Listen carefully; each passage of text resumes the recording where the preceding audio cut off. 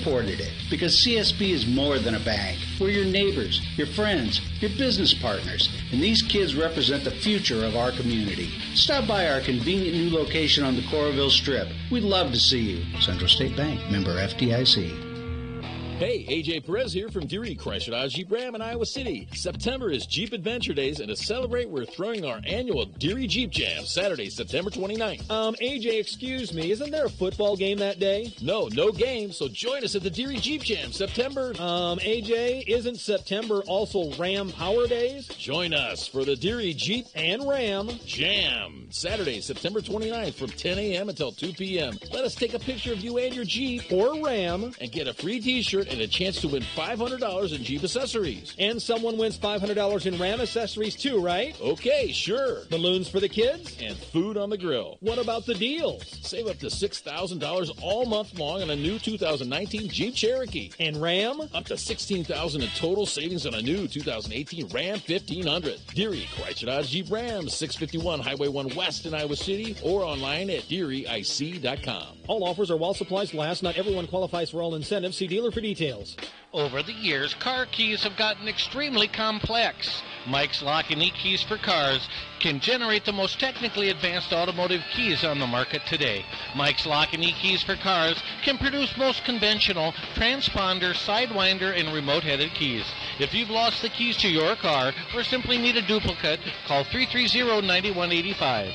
Mike's Lock and E-Keys for Cars has the technology to keep you on the road. Call 330-9185 and schedule an appointment today. Gaspy's BP Gas Station and Convenience Store, located at 1 Hawkeye Drive in North Liberty, is a family-owned and full-service drive-thru that features anything you need. Dollar tacos every Tuesday. Saturdays and Sundays, try Gaspy's 8-piece dark chicken or tender chicken fingers for only $8. Gaspy's also offers lottery tickets, snacks, ice-cold beverages, and, of course, gasoline for your means of transportation. Online at GaspysCstores.com and visit them on Facebook. Brave the road construction to help support a family-owned business. Gaspy's BP Gas Station.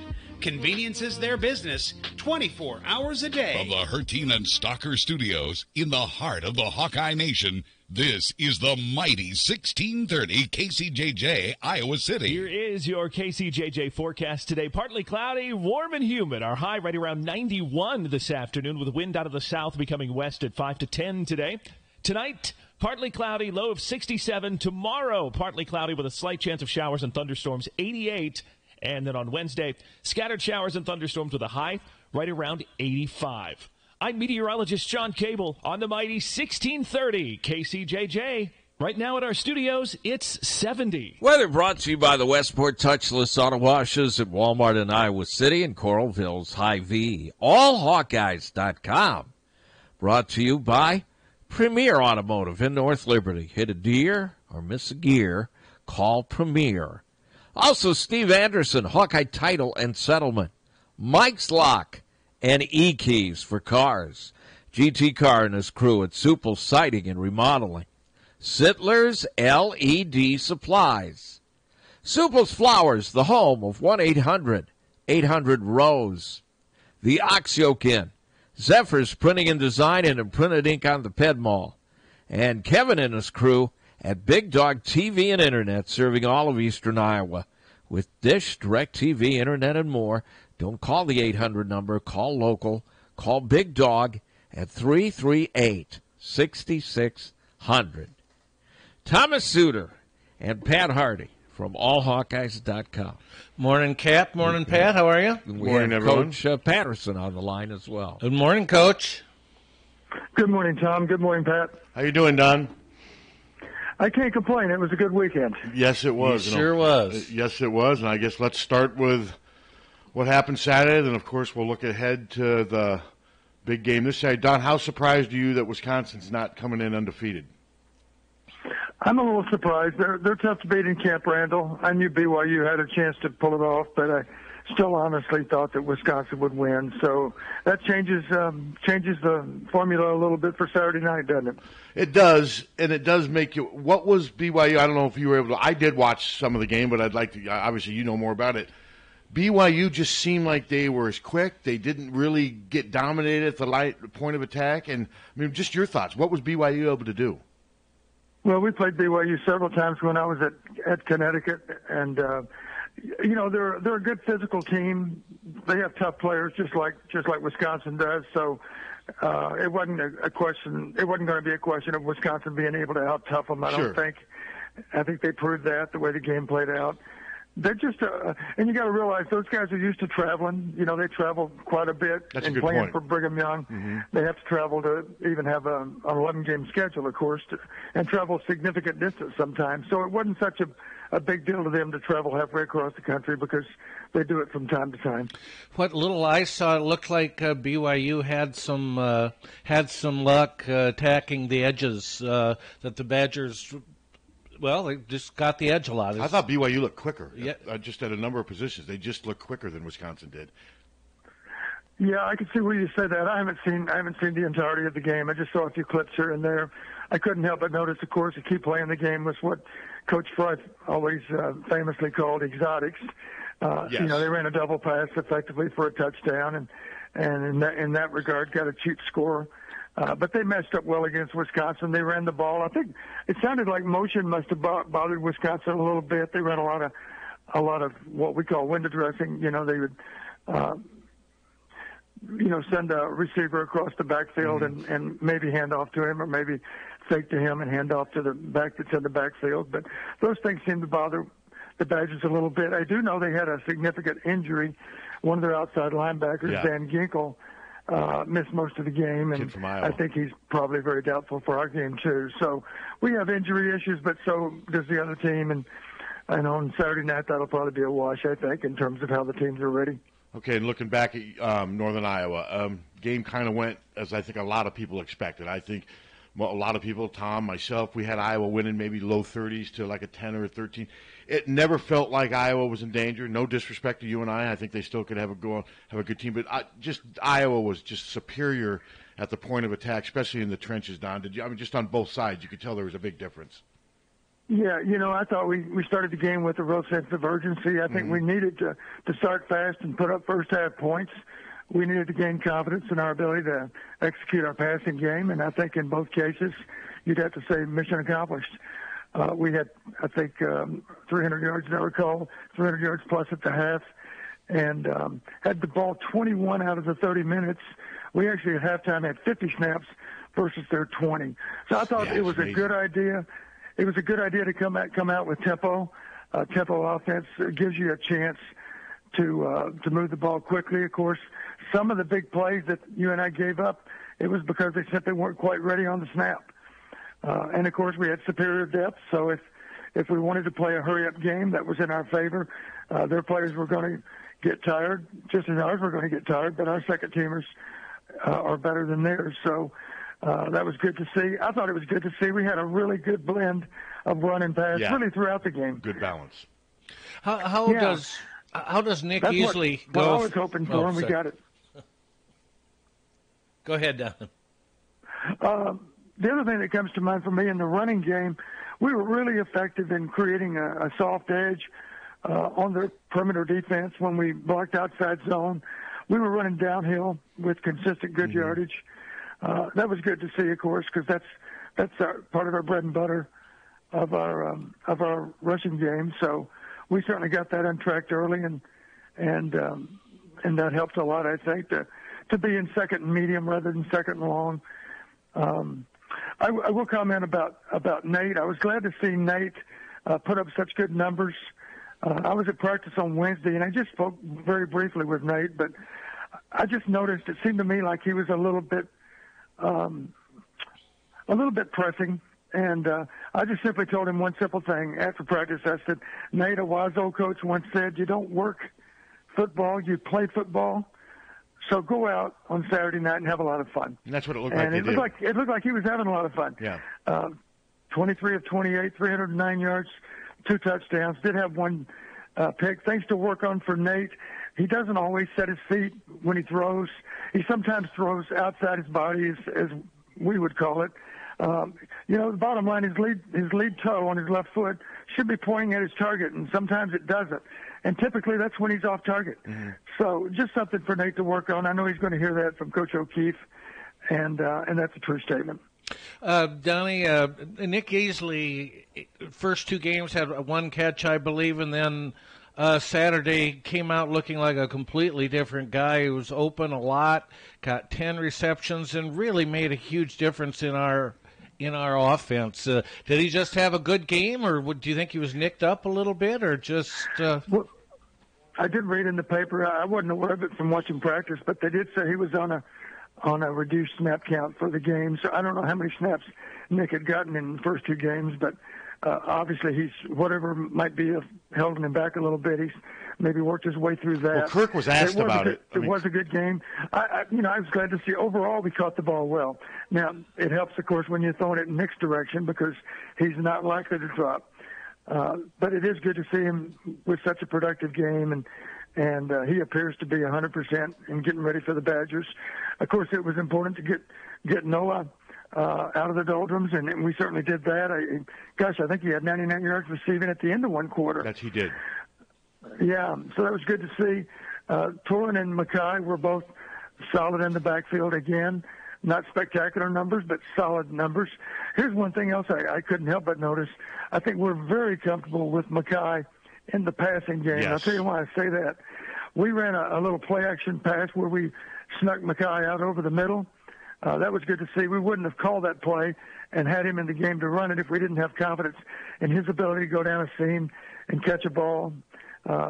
We were not able to complete that particular play, but the other thing we did, we motioned him out of the backfield, which put him out in position to be what we call a number 3 receiver. In a trips formation, he was the inside receiver out of 3. We threw him a simple bubble, and it went for 48 yards. So I know they're comfortable with how well he catches the ball. And Torin probably not quite as much of a comfort level there with him, I think, as a receiver. But, of course, he does bring that hammer aspect to the running game, and that's going to be important to be able to move the ball against the Badgers. Yeah, I think Mackay Sargent's their most versatile back, and I think we're going to see more and more of him catching passes. He just makes it look easy. Nate looks really comfortable doing that. I mean, with Mackay, yeah, I mean, it's been a huge pickup. I mean, it really, really has been. And Kirk addressed the Easley thing. He was asked about it, and he acknowledged that there was something, but he kind of also dismissed it like it wasn't a huge thing because he did play in the first two games. Yeah. I mean, yeah, so absolutely. I think part of it too, Don, it just seemed like always there was a receiver for Iowa wide open in the game. It just seemed like always there was at least one receiver who was wide open, and that's credit to Iowa for running their plays and doing it. I mean, but it just every time it was like watching the Patriots play, where there's always somebody wide. Now, maybe not last night, but it just seemed like there was always somebody wide open. Yeah, I think you're right. It looked to me like Nate was more comfortable in the pocket. We were, of course, doing a good job of keeping the pass rush off of him. Although early on, of course, that first drive was a little bit of a disaster. Ferguson got beat on a pass set.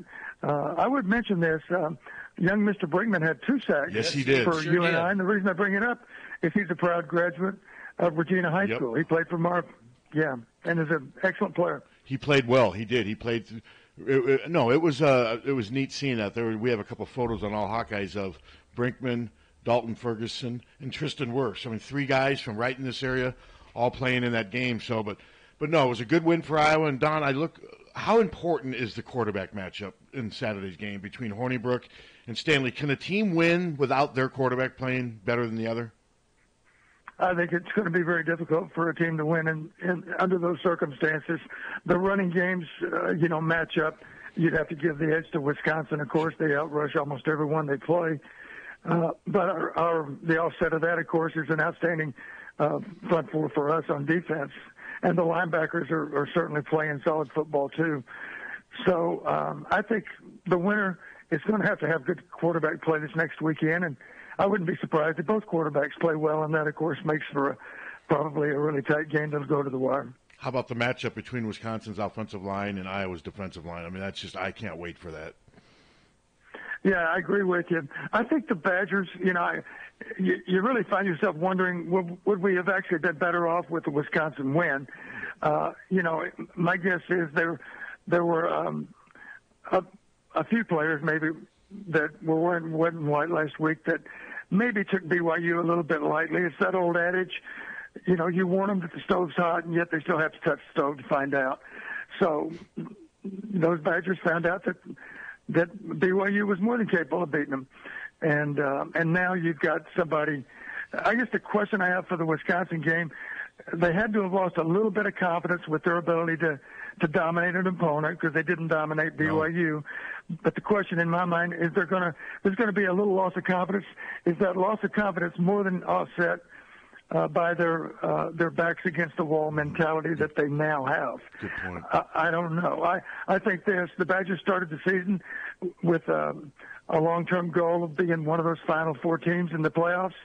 The only way to do that is to win out at this point for UW, and I'm sure that's exactly what their motivation is going to be, is to find a way to get by us because they want to find a way to win the rest of them. See, what I wonder, too, as I've thought about this, was that loss maybe a sign that this particular Wisconsin team is maybe a little more vulnerable than previous teams? I mean, it's only one game, and like you said, Don, they could run the table, but other Wisconsin teams always find ways to win games like what this team lost. Maybe this team is lacking something. I know one thing is losing Quintez Cephas is they've lost their big play receiver. It doesn't look like he's coming back anytime soon. That's a significant loss. Wouldn't you agree? Absolutely. He was their best, most proven receiver. They've missed him already. They have other guys that can step up and, of course, play winning football, but he was a guy that was in line maybe to be first team all-conference. Yes. So he's a significant loss. I agree. It looks like their tight end got nicked up too in the BYU game, and Andrew Van Ginkel doesn't look good for him. And their tight end is not Troy Fumagalli, who's gone, who was a great. I mean, part of the reason I picked Iowa to win this game back in July is Wisconsin had to replace 7 starters on defense and 2 key contributors on defense. This defense is new, and it doesn't seem quite as dominant as previous ones, but it's still a small sample size. Don, replacing 9 significant players on one unit, that's not easy for any program. Well, you're right. You're right about that. Now, the guys that replaced them, typically they've been in the program for more than a year or two. But even so, obviously they weren't starting the year before for a reason. So maybe there is a little bit of drop off there.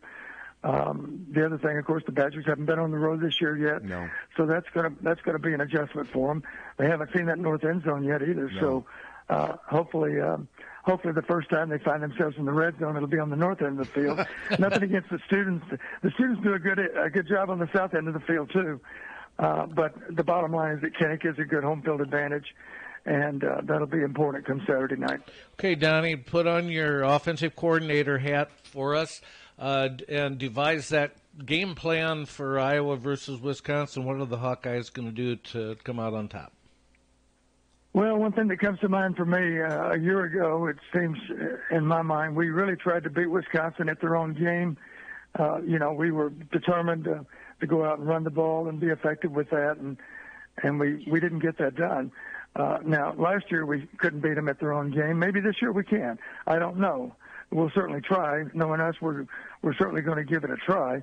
If we can beat them by playing much as they play, then that's a great way to win the game. But we need to be prepared to soften them up, I think, with some play-action pass early, take advantage of play-action opportunities. That means throwing the ball on first down, on second and short, second and medium, third and short, and not just throwing it, but throwing it with good play-action.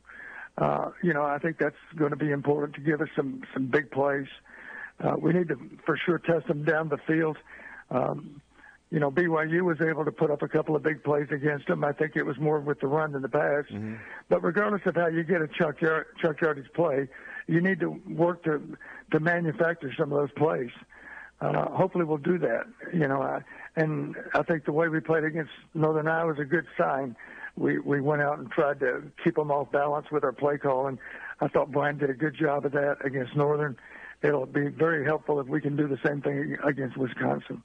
With Wisconsin's offensive line, Don, do you expect Iowa to get pressure on Hornibrook? I mean, this defensive line, it looks to be as good as we've had in a while. What do you expect from that matchup? Do you think Hornibrook's going to have a lot of time? Well, the first thing you got to do in terms of putting pressure on Hornibrook is get them into passing situations. Yes. You got to be better on first down than we were a year ago. They were too comfortable with second and medium. They could run the ball if they chose. They could go play action, and so we need to be better on first down. I'm confident that our guys understand that and will take steps to get that done. If we can get them into third and long, that's not the way the Badgers want to play, just like it's not really the way we want to play. Very few teams do want to play that way. I guess those that throw the ball 90% of the time, it doesn't bother them so much. But somebody's going to make a real effort to stay ahead of the chains. I suspect both teams will. And the one that does it the most successfully has probably got the best chance to win the game. Donnie, after the first week, you were a bit skeptical about the punting aspect of things for the Hawkeyes. Have you changed your assessment a little bit in the last 2 weeks? Or are you still a little concerned about the punting? Well, it's nice that we don't strictly rely on rugby punting. I think Rastetter's a little more comfortable with traditional punting than he was a year ago, certainly. So we can keep him off balance by sometimes going rugby and sometimes not. I think talking about mistakes in the kicking game, a couple of things come to mind. First off, punt returns. Punt returns, basically you set up your return to run up through the middle of the field, if you want to just use a broad term, or you set up a wall return in some cases. You don't see too many wall returns anymore in college football, but in general, people try to push their cover guys they're blocking to the outside of the field and hit the ball up inside. The reason I bring it up is when Easley runs laterally with the ball on a punt return, he's putting the blockers at a disadvantage. They expected him to run up inside the block. Now all of a sudden he's trying to outflank the cover team, and of course that means that those guys blocking are in position maybe to get called for holding or pushing the back. So we've run into that a couple of times, and of course that's a key penalty because that's a major penalty. That's a spot foul. So if we're holding, if the ball goes 40 yards down range and we're holding somewhere near the punt returner, then the net's going to be 55 yards because of that 15-yard penalty that's tacked on. So that's something for us to work on. Is if we're going to the best punt returners I remember through all my years are guys that do a good job of getting north-south early on, and I think that number 14, Kyle, is very capable of doing that. Obviously, he needs to have some kind of vision that there's an opening up ahead, straight ahead, more or less. But I would recommend to Kyle, if at all possible, catch the ball, get north-south in a hurry. Get moving up the field in a hurry. Make a guy miss, but make him miss on the run. Try to avoid running laterally because it's very difficult to outrun that net that the opposing team puts across the field in terms of containing a punt returner. So did you have to remind Tim Dwight a lot to run up north and south and not go laterally? What was the advice to Tim Dwight on punt returns? Well, Tim is a fearless player to begin with. Of course, he'd almost rather run into people than run away from them. But typically we did a good job of blocking. Talk about giving blockers a reason to be motivated. If you got an explosive returner like Tim Dwight, the last thing you want to do is interfere with his ability to do his job. So we sustained blocks pretty well. Typically we were up inside with our punt returns. Tim's, of course, got great vision, much like a running back, so he was able to pick his way and make all of his moves at high speed, and that's what gives you a really explosive punt returner. Nate's not as fast as Tim, obviously, but he's got sure hands. I like that about him. He's fearless also. Kind of reminds me of Pete Marciano. I think I mentioned that before, but he's a fearless returner. I just hope he has a chance to get moving down the field quicker than he did on Saturday. The other thing in the kicking game that comes to mind, we had a very it didn't cost us on Saturday night, but we had a blocked field goal basically over our left tackle. Our linemen get so low in protecting against any kind of hard charge and rush that the Northern Iowa player simply jumped over our left tackle. And all I would encourage our linemen to do is just have an awareness of what that opposing player is going to do. If he's going to try to leap over you, you be sure you catch him with an upward drive on the part of your helmet and shoulder pads. And if he lands on his head a time or two, he'll quit trying to jump over you, that's for sure. So those are things to work on in the kicking game. I want to ask you, Saturday's game coming up, how often do you expect Wisconsin to try to throw on first down? Do you think they're going to try to change things up at all, or do you think it's just going to be we do what we do, we're predictable at times, but try to stop us? Or do you think they're going to throw some wrinkles in? Well, I wouldn't be surprised at all. One of the things they'd like to do, of course, is quiet the crowd. So I'd be a little surprised early on if we don't see some play-action pass on early downs. Okay. A chance to get some shot plays on us. They have confidence in their running game, but I think they recognize if we can get up on Iowa in the early stages of the game, that's a real positive. If we can get the crowd settled down, that'd be a nice product of that. So I wouldn't be surprised at all if we saw play action early in the game and maybe play action throughout. If it's working for them, if they're effective in running the ball, you can bet that we're going to see play action pass off and on to try to hit some big plays against us. One of the biggest problems for Iowa going into this season was the wide receiver group. Looks like they did a good job this past weekend. We also got our first look at Tyrone Tracy, and Nico Reganey got some playing time. Anything you seeing out of that group? Are you seeing significant improvement? Well, the only thing that comes to mind for me, it doesn't surprise me that Nick Easley caught the ball well. He demonstrated that a year ago. Mm-hmm. The one thing that's still missing from the Northern Iowa game is a lot of production out of number 6 and number 12. And of course number 6 didn't play, I don't believe, did he? Did he snap? I don't think so. He did. And Brandon did, of course. But those guys still have something to prove in terms of being consistently reliable receivers. They're proving it in practice off and on, certainly as far as working around any kind of injury they might have had here in the early stages of the season. But they haven't done it much in a game yet. That's still left to be proven.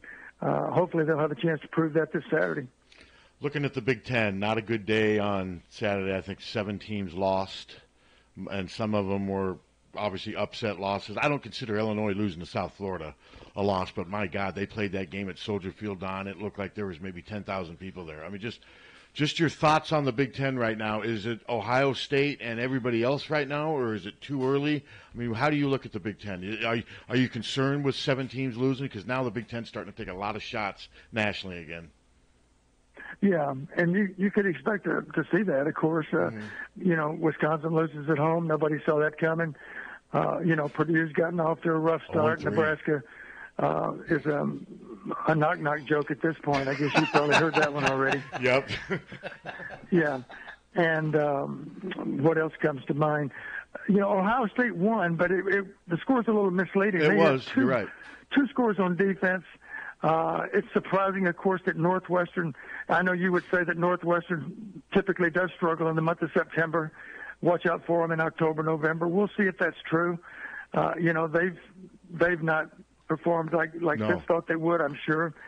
So it really is an interesting race. It's not even a race yet. Of course, gosh, poor Rutgers just gets hammered by KU. That's a bad sign. Maryland, how about that? That's a shocker. That was. I didn't dream that Maryland would lose to Temple. No. So, the race is wide open, I think. Ohio State is still the team to beat. Penn State's coming on.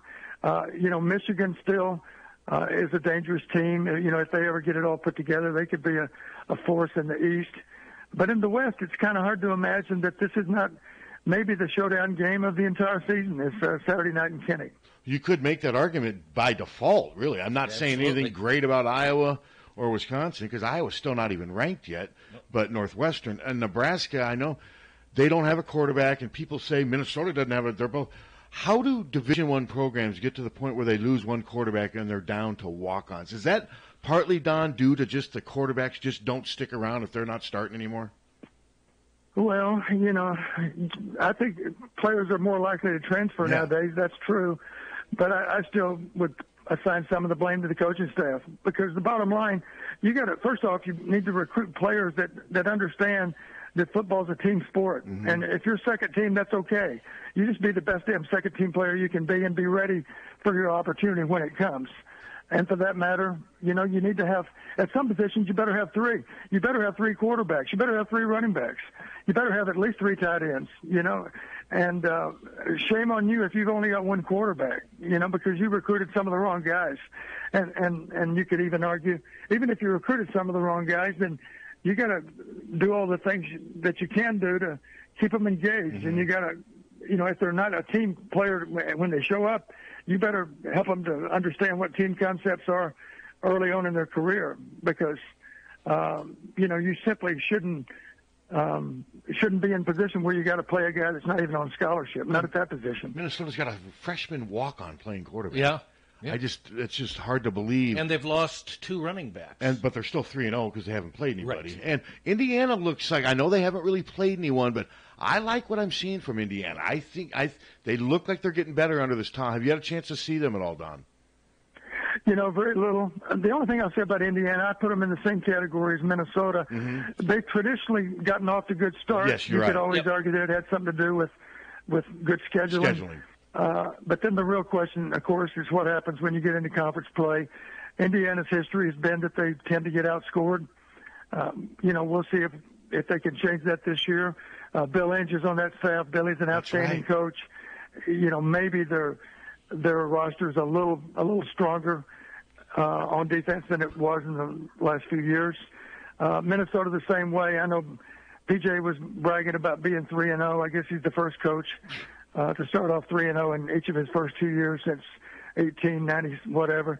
But the bottom line, go look and see who those 6 wins are against. And of course, what did Minnesota end up with last year? 5 wins, maybe. 5 and 7. Yeah, and then PJ famously called it year 0. Yes. Yeah. That didn't count. To me, I would be very offended if I was on last year's team that it would be called year 0. That's just my opinion. And this year it's going to be year 0A. It's all about him. I mean, it really is. It's all about him. He's a self-promoter, and for some that works and what have you. But I don't have much faith in Minnesota because of their quarterback situation. No. Nebraska, I mean, I didn't have great expectations for Nebraska anyway. Part of the joke is the fact that Nebraska fans were just, since Scott Frost was there. But like you said, Don, it's not easy winning games at this level, no matter how good of a coach you're perceived to be. A lot has to go right to win football games. That's true, and I don't doubt at all that Nebraska's players, they dearly want to win. That's part of their problem right now, is they get experiencing some anxiety about not disappointing those 90,000 fans. But until you get that first win, it's a little bit like jumping off the high board. If you're a young swimmer and you're on the high board for the first time ever, it's hard to get over that mental hurdle of leaving that board and hitting the water. But that's what they've got to do. They've got to just find a way to reduce that anxiety and be more efficient with how they play. So, Don, before we wrap up, you want to make a prediction for Saturday? I've got Iowa winning 27-24. I just think the law of averages, they're not going to lose 5 in a row to Wisconsin at Kinnick Stadium. That's a big part of my thinking on this. And this Iowa team is pretty good with experience. And like I said, Wisconsin's got some key losses this year. Just your final thoughts going in. I mean, you feel really optimistic? I am optimistic that we can pull it off. I don't know that Wisconsin's as good as they were last year.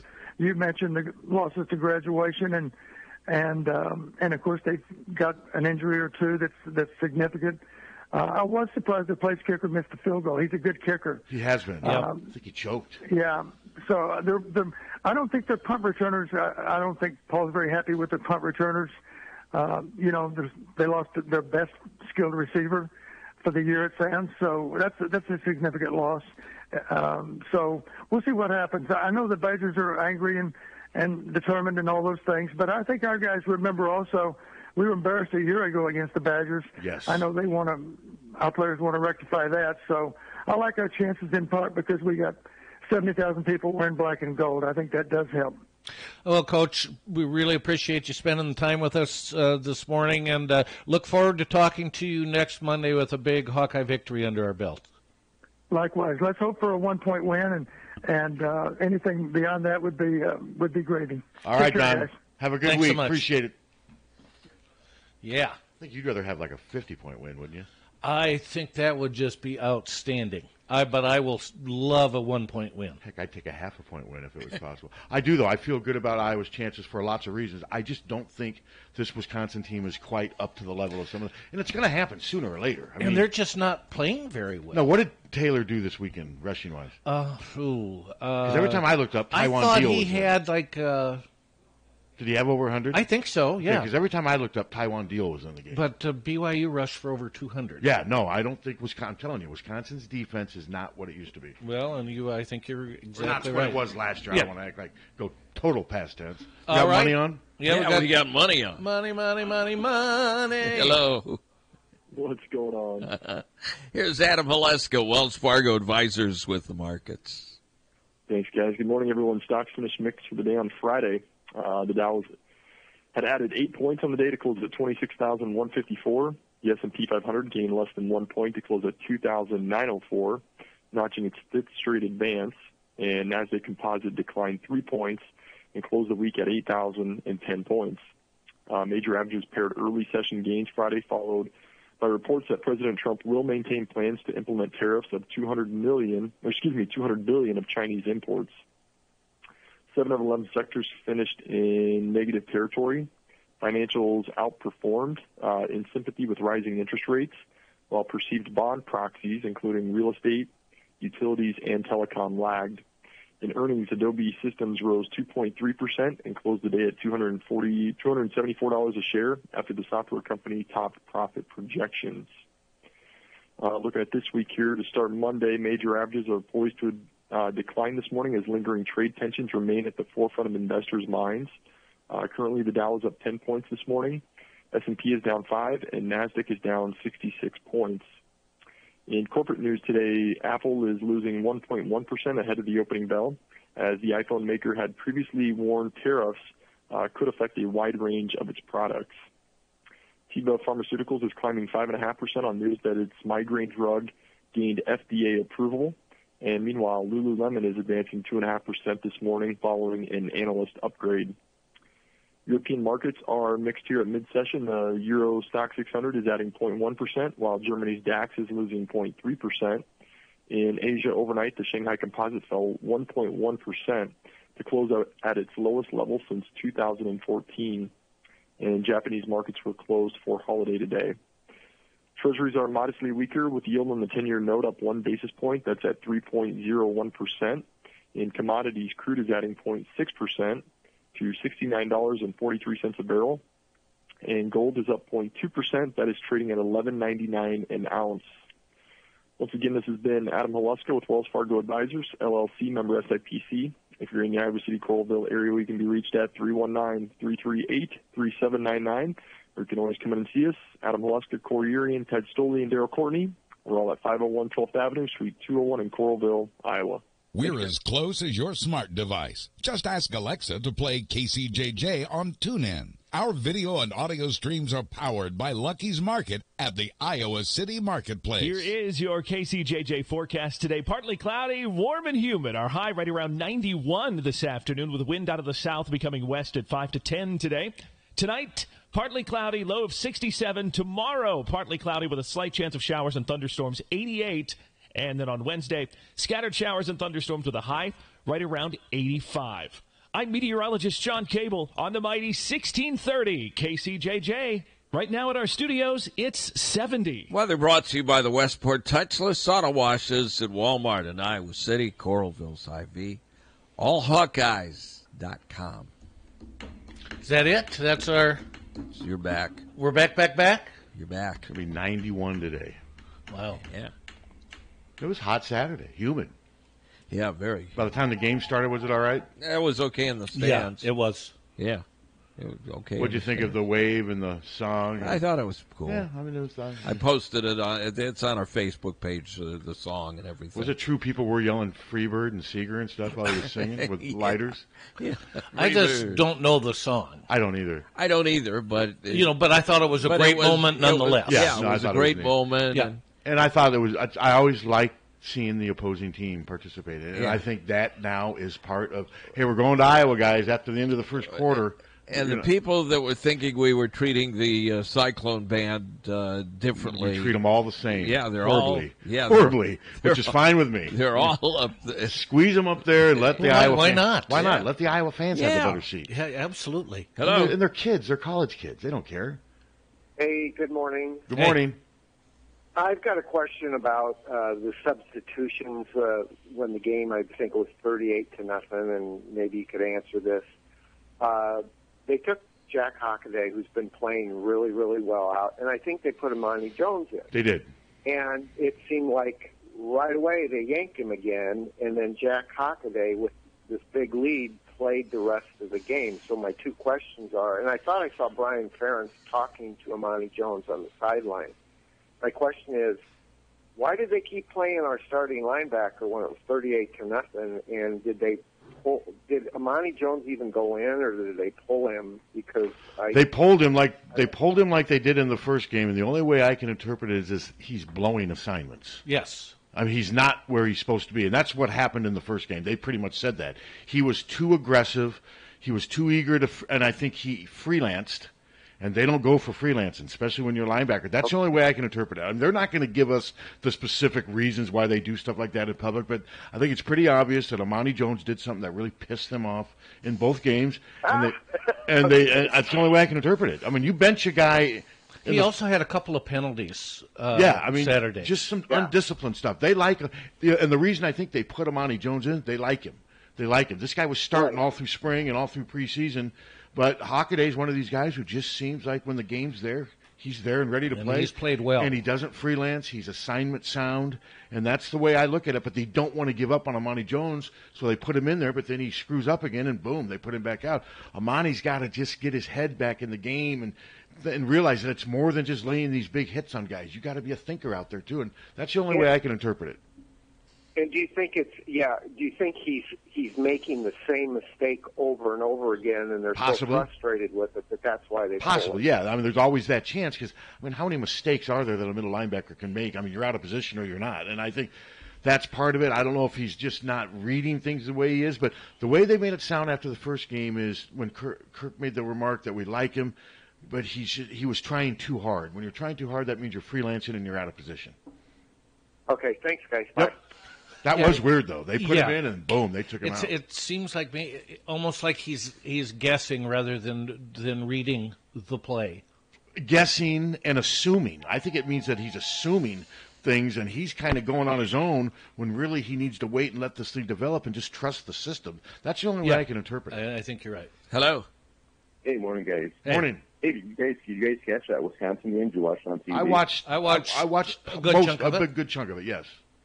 Yeah, I mean, BYU just beat them up. I mean, they were more physical. Yeah, they were. More up front. They were just totally, in fact, the coach at the end, the BYU coach said that's what their full focus was, in the offseason, get more physical. That's a good point. Makes me think, I'm feeling like, our front defensive line has been very, very physical this year. So I'm feeling good about the game going in because the way BYU played against them and just controlled the line of scrimmage, they really did. And still, that Wisconsin quarterback just is still so inconsistent with his throws. So you get a rush on him, and he'll make mistakes. He's kind of like Nate Stanley. He's a left-handed Nate Stanley in a lot of ways. I mean, when you give him time, he just throws crazy balls sometimes. Yeah, I'm not worried. I mean, it's not Russell Wilson or anyone quarterback. No, not even close. That's why I said I think this Wisconsin team is vulnerable. I like Iowa's chances. The thing we got to remember, though, is Brigham Young is pretty good, and it'll be interesting to see. Is this they've struggled recently, though. But right, because they said, the coach said specifically, we weren't very physical. We were good, but we weren't physical enough to play physical games. And that's exactly what they did against Wisconsin. And their heyday's been gone for a while. It makes me wonder, though, is this a team that's ready to win 8, 9, 10, 11 games? It'll be interesting to see how this Brigham Young team turns out. Or if it's an average team, maybe that says even more about Wisconsin. Or maybe Wisconsin just is down. That's what I mean. I just have a...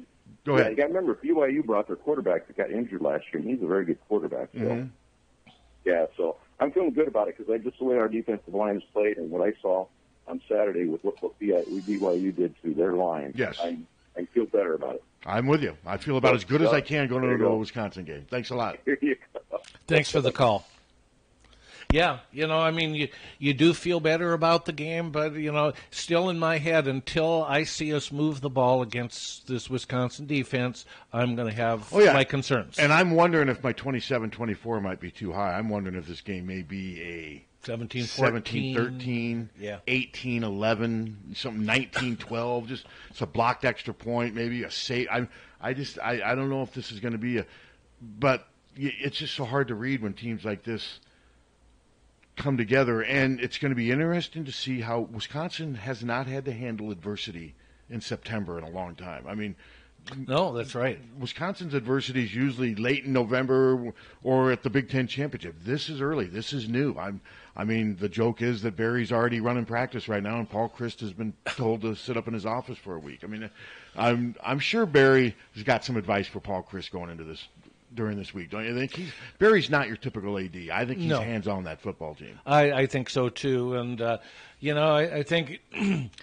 Got to play a lot of young kids Saturday, so I think we're going to be a little fresher than Wisconsin is because they got pounded by BYU. I mean, that was a very, very physical game. Yeah. And Iowa's game was a bit less so.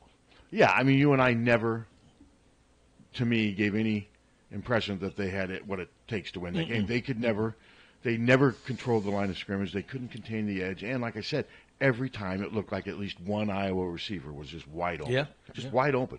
I mean, just Noah Fant was wide open half the time. And that, to me, that's just better players. They could play UNI 100 times this Iowa team, and I think they'd win all 100 games. I don't think that's a great UNI team. I think that's going to be a UNI team that is going to be lucky to win 7 or 8 games. Yeah, I'm not sure that'll be a playoff team this year. So, no, it's going to be interesting now. I mean, a lot of people are upset because Wisconsin's not 3-0, and I think somebody in the media, this is the 204th Saturday in a row that game day has not come to Iowa City. Who cares? Who freaking cares?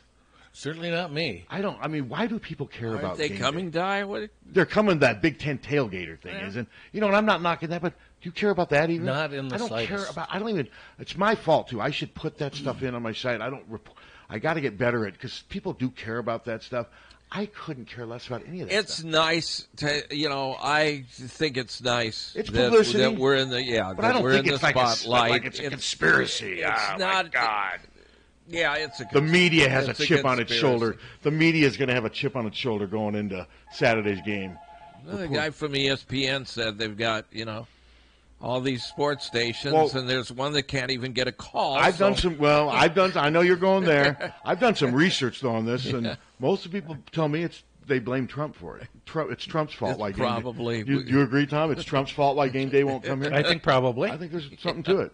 Let's go with that. Let's just go with that. Hello. Good morning, gentlemen. Good morning. As far as the game day thing goes, who gives a crap? Yep. Yes, I agree. Last week, or for the Iowa State game, their live shot was from last year.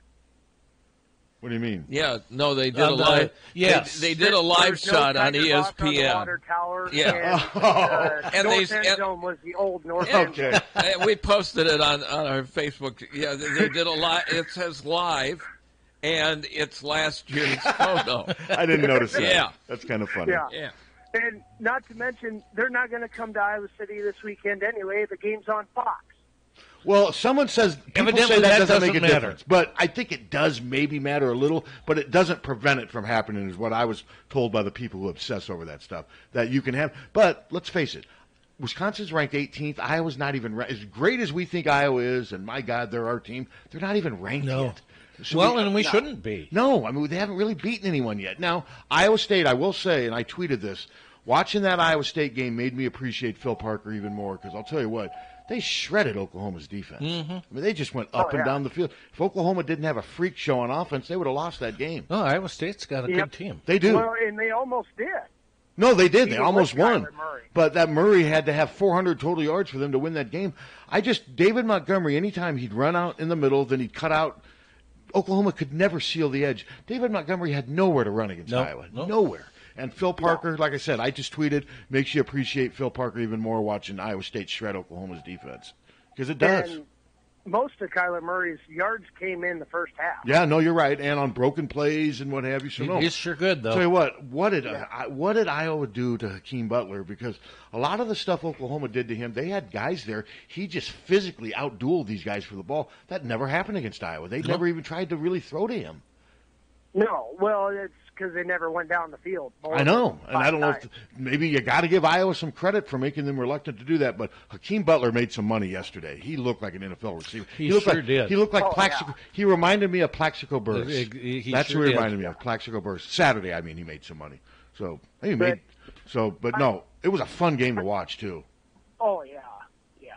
And, I'll say this, I don't mean it as a knock against Iowa, but they're lucky that was Iowa State's first game. Oh, I think you can say something to that. I don't know that lucky, but yeah. But I will counter with the fact that Iowa was so dominant. Iowa didn't win by luck, though. But, I mean, they were so dominant on defense. Iowa State they just couldn't do anything on offense. And some of that may be the first game. Now, if it was one of those games where Iowa State did a little bit more but broke down with turnovers, Iowa just manhandled them at the line of scrimmage. But Iowa State is a good team. But I think more than anything, it just shows they don't play defense in the Big 12. They just don't. Oklahoma's not a good defensive team. That's why I don't think Oklahoma will ever contend with Alabama. And let's face it, everybody's chasing Alabama. And you see, it was 7-7. It was 7-7 late in the first quarter. And look what Mississippi's doing. And what was the final? Like 62-7. Yeah, it was. I mean, it was ugly. Alabama now is. Ole Miss scored first. I know they did, and everyone was talking. Look what's happening down. Anytime Alabama falls behind, it's upset alert. And then Nick Saban throws a fit on the sideline, and then they score 11 touchdowns in a row. I mean that's just how it is. They're on a whole different level. They really are right now, and I'm not sure. Amazing. I don't know. I saw Clemson play and I thought they looked pretty vulnerable. I'm not sure. I mean, God, is Alabama going to win another one this year? Well, they sure might. That would be 7 for him there, and it's just what he's doing is incredible. I never thought I'd see it in college football. No, I never did. Well, that's all I got. All right, thanks. Appreciate thanks so much for the call. All right, but no, I know he's our Iowa State fan. You're right though. Iowa State is good, and it makes me appreciate Iowa's win. I do think the first game thing has something to do with it, but I'm not going to give it a lot of credit because Iowa just shut them down so much on D. Iowa State's offense did nothing. No, but there wasn't anything lucky about that win. No, because Iowa's offense did nothing. It was just a grinded out one of those slobber knocker games where Iowa's defense led the way. And if they played Iowa State 10 times, I think Iowa wins 7 or 8 times this year. I think they're just a better team this year. But I do think Iowa State is good. I need to see more. It's just hard to gauge because, like I said, Oklahoma's defense, their front 7 was nothing compared to Iowa's, which is weird when you say that. It is, but it's true. That's all 4 and 5 stars on that front 7. Maybe not all 5 stars, but, Oklahoma just recruits at a different level. I mean, they would love to have had A.J. Epinesa. He was right, and he visited there. A.J. Epinesa is kind of a typical Oklahoma recruit. But it was encouraging from an Iowa point of view that Iowa State came out and played so well against Oklahoma. Yeah, I agree. And Iowa State has got a tough schedule. They do. I mean, they do. They better beat Akron, and then because after that, Akron just came out and beat. Was it Northwestern? Northwestern, like 45-30. Northwestern's defense has been very disappointing, and everyone's like, well, they do struggle. Yes, and Pat does turn it around a lot, but Pat's kind of like Kirk. There's some bad years in there. Kirk's got the 8 and 5s and the 7 and 6s and what. They went back-to-back 5 and 7s just 2 or 3 years ago. I mean, Northwestern can be vulnerable at times. They can, and they won 10 last year, but they lost that great running back. They did, and they won 10 the year before that, but then the 2 years prior to that, they only won 5 each. So they're kind of up and down, and this may be a downward cycle. Maybe a trough. Yeah, we'll see. So what do you think of that, Captain? Just serious? Broke it down. We're breaking it down. We're almost an hour into this, and we're still breaking it down. Yeah. Good calls. Productive calls, nothing mean, harsh, snarky. What? We haven't had a snarky call yet. No. What do you think of that? No, I want the Clinton lunch menu. I have had a lot of snark though on our text lines. Well, they're just going you can't nuts stop today. So are you guys really getting close to getting those Clinton lunch menus as part of this morning extravaganza? Where are the negotiations now? Well, we're talking to the assistant cook at Clinton. Does this involve Justin, or is there an Eastern Justin? Well, we're hoping for a new look. Wow. Yeah. You're going to go outside of Justin. Got a Northern Justin, a Southern Justin. We don't really have a Northern Justin You just anymore. have we kind of don't, do we? No. So is that open then? Is that available? Yeah. Who used to be Northern Justin Roberts, but he's on MT. He's competition. Yeah. Battle line's drawn, right? Is that what you're saying? No, not. You don't ever make fun of not WMT. Why don't you ever? Because of him? Out of respect, you only make fun of 1600. Why not WMT? I don't know because you don't work with anybody from WMT. Yeah, I do. They have a guy who's showing up for Iowa football all the time. So you want me to make fun? Well, I mean, you only want to make fun of things that make me uncomfortable. So now that you know that would make me uncomfortable too, hey, fire away. Comedy is discomfort. It is. Harty. That's what Andy Kaufman used to say. Yeah. And he made me very uncomfortable. I never understood. I never got it. Never got it. I did like, though, him singing along to Mighty Mouse. That was pretty good. How about him wrestling women? No, I didn't get any of that crap. No. And that stuff with the big wrestler, the slap on Letterman, that was all an act. Yeah. You know, because when he died, that guy was all. But yeah, I never understood Andy Kaufman, and the movie was annoying. The Man on the Moon or whatever. I just. He was just kind of a dick, wasn't he? Yes. For the most part. And I didn't. Taxi, his part in Taxi. No. What was it? Latka. Never understood that either. Mm-mm. No. Yeah. Did you? A lot of people did. No, a lot of people did. I didn't. Just Taxi got old. Well, a lot of people loved Kramer too, and I didn't. I love Kramer. I'm with you. Never understood him. Nope. Great. Yeah. See, great character. He was either hit or miss. Truly an American icon. Okay, Kramer or Mills from Mills Diner from Alice. Mel Kramer. Vic Tayback or. Oh, I'd take Vic Tayback. What did times out of 100. Vic Tayback do other than stow it thingy? The burgers look good. Yeah, and he had to work with those. But I don't know. I'm not sure how we got onto this. Arnold Stang was on. I liked him better on Alice. Yeah, Mel's Diner. What character was he? He was the guy that sat at the counter that would kind of whine and complain. God, it's been so long. I don't remember. I used to watch that show. Oh, I did too. It's on. I know. That's why it's on 110 Antenna TV. Antenna TV. Hello. Good morning again, Joe. Hey, round two. What's up? Hey, Scooch, did you say you didn't like Kramer? Correct. Look at it this way. When he was doing his movie phone thing and, being the unprofessional person that he was, he at least got more phone calls at 1600. Are you paying him, Captain? Is he getting paid now? Because he's starting to have better ones than you. You know you're doing good when your listeners start having better put-downs than you do. He's getting residuals now. I didn't know where that was going. Did you know where that was? When did you realize that was? No, I was taken by complete surprise. I was taken by surprise. Never did. And that's the way you do it. So, all right, the game's at 7:30. I drove over. Let's see, I got over there probably 4:30. No traffic. Zero traffic. There was no traffic. No, none. There wasn't one car.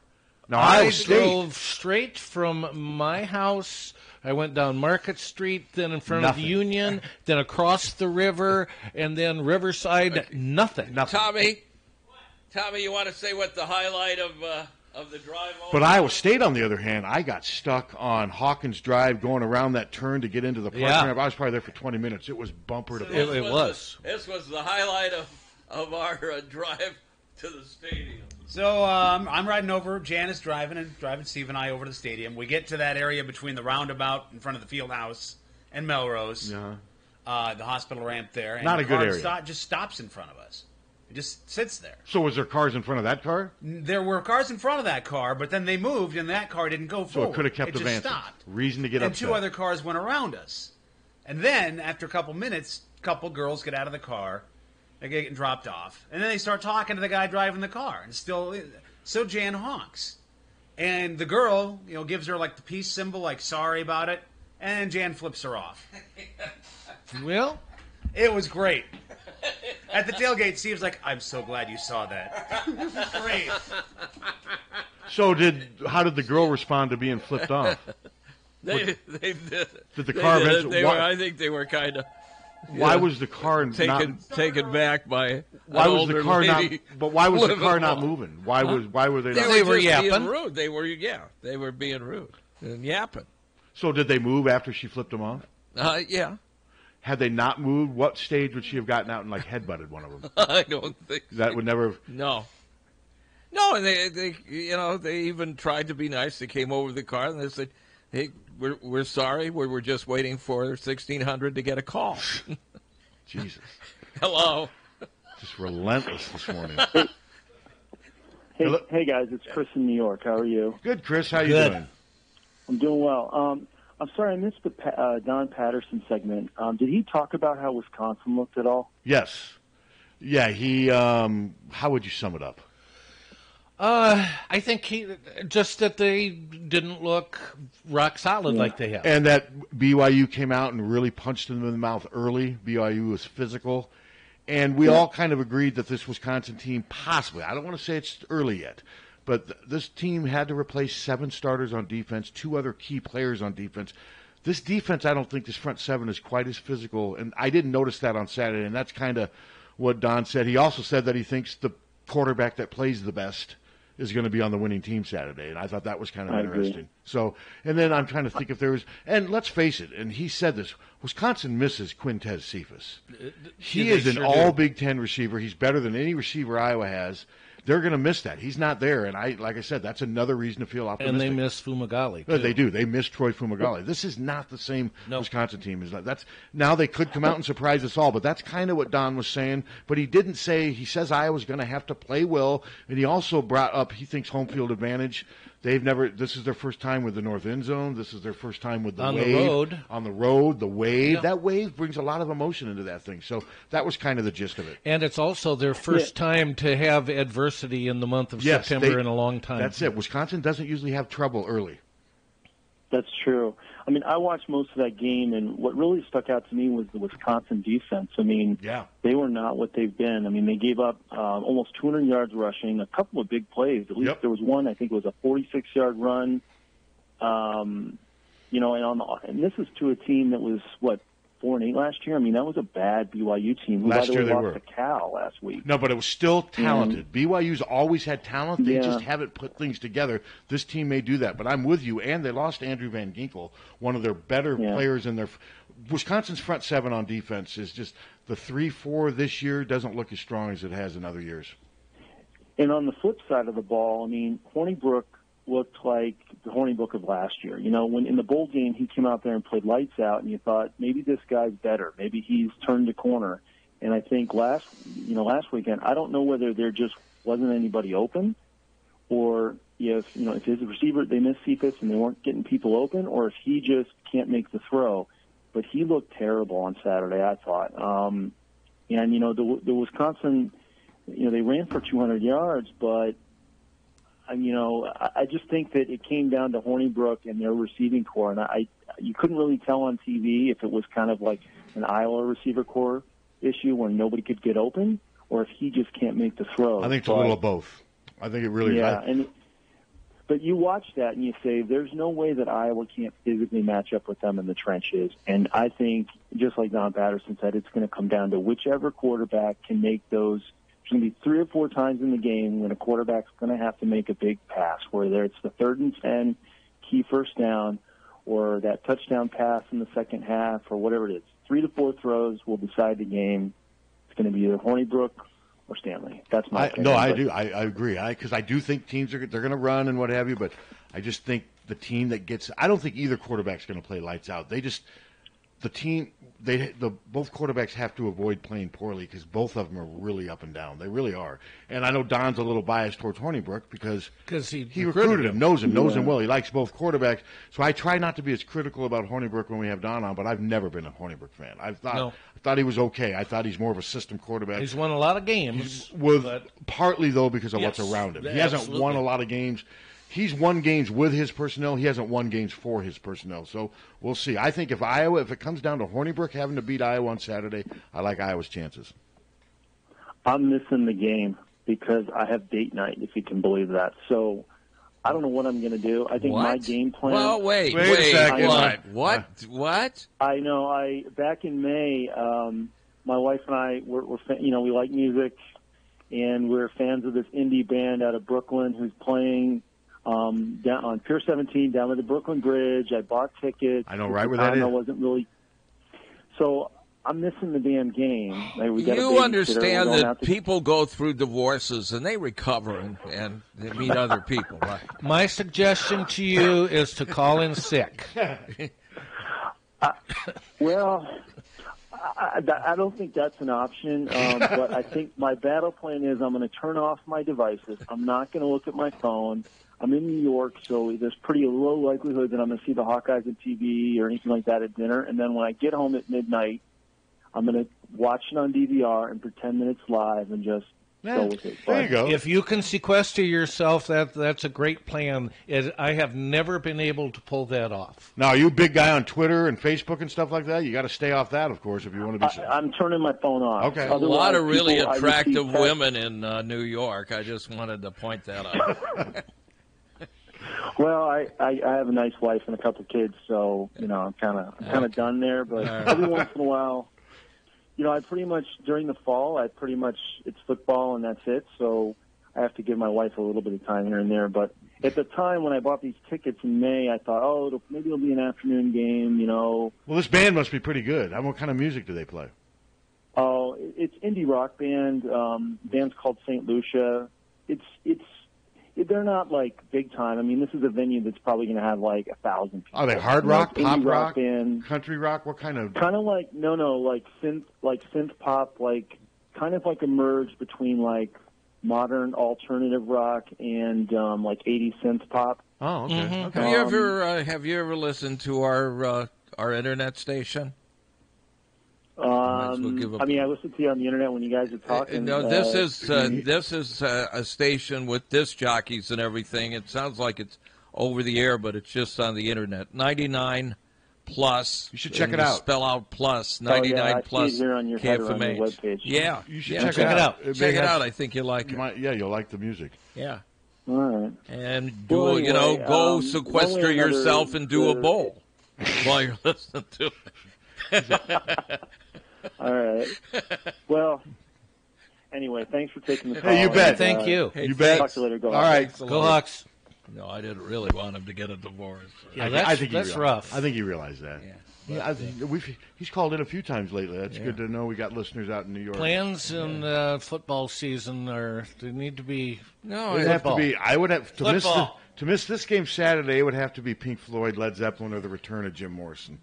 That would probably be, or like if the Dead was playing with Jerry, I wouldn't hesitate. We were talking about who the hell were we talking about this morning? Who? Yeah, Fawn Hall. Fawn Hall was a big deal with the Oliver North. I remember secretary. her. Yeah, Remember big her? redhead. Do you know how she ended up? And caller, I'll get back to you in a second. We got important things. Do you know who she ended up with? Is this a 1600 thing? No, not at all.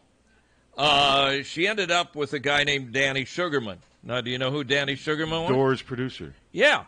I thought he died. Yeah, she ended up marrying him. He died of lung cancer, I thought. Well, he died of lung cancer, but they lived in an affluent section of Los Angeles.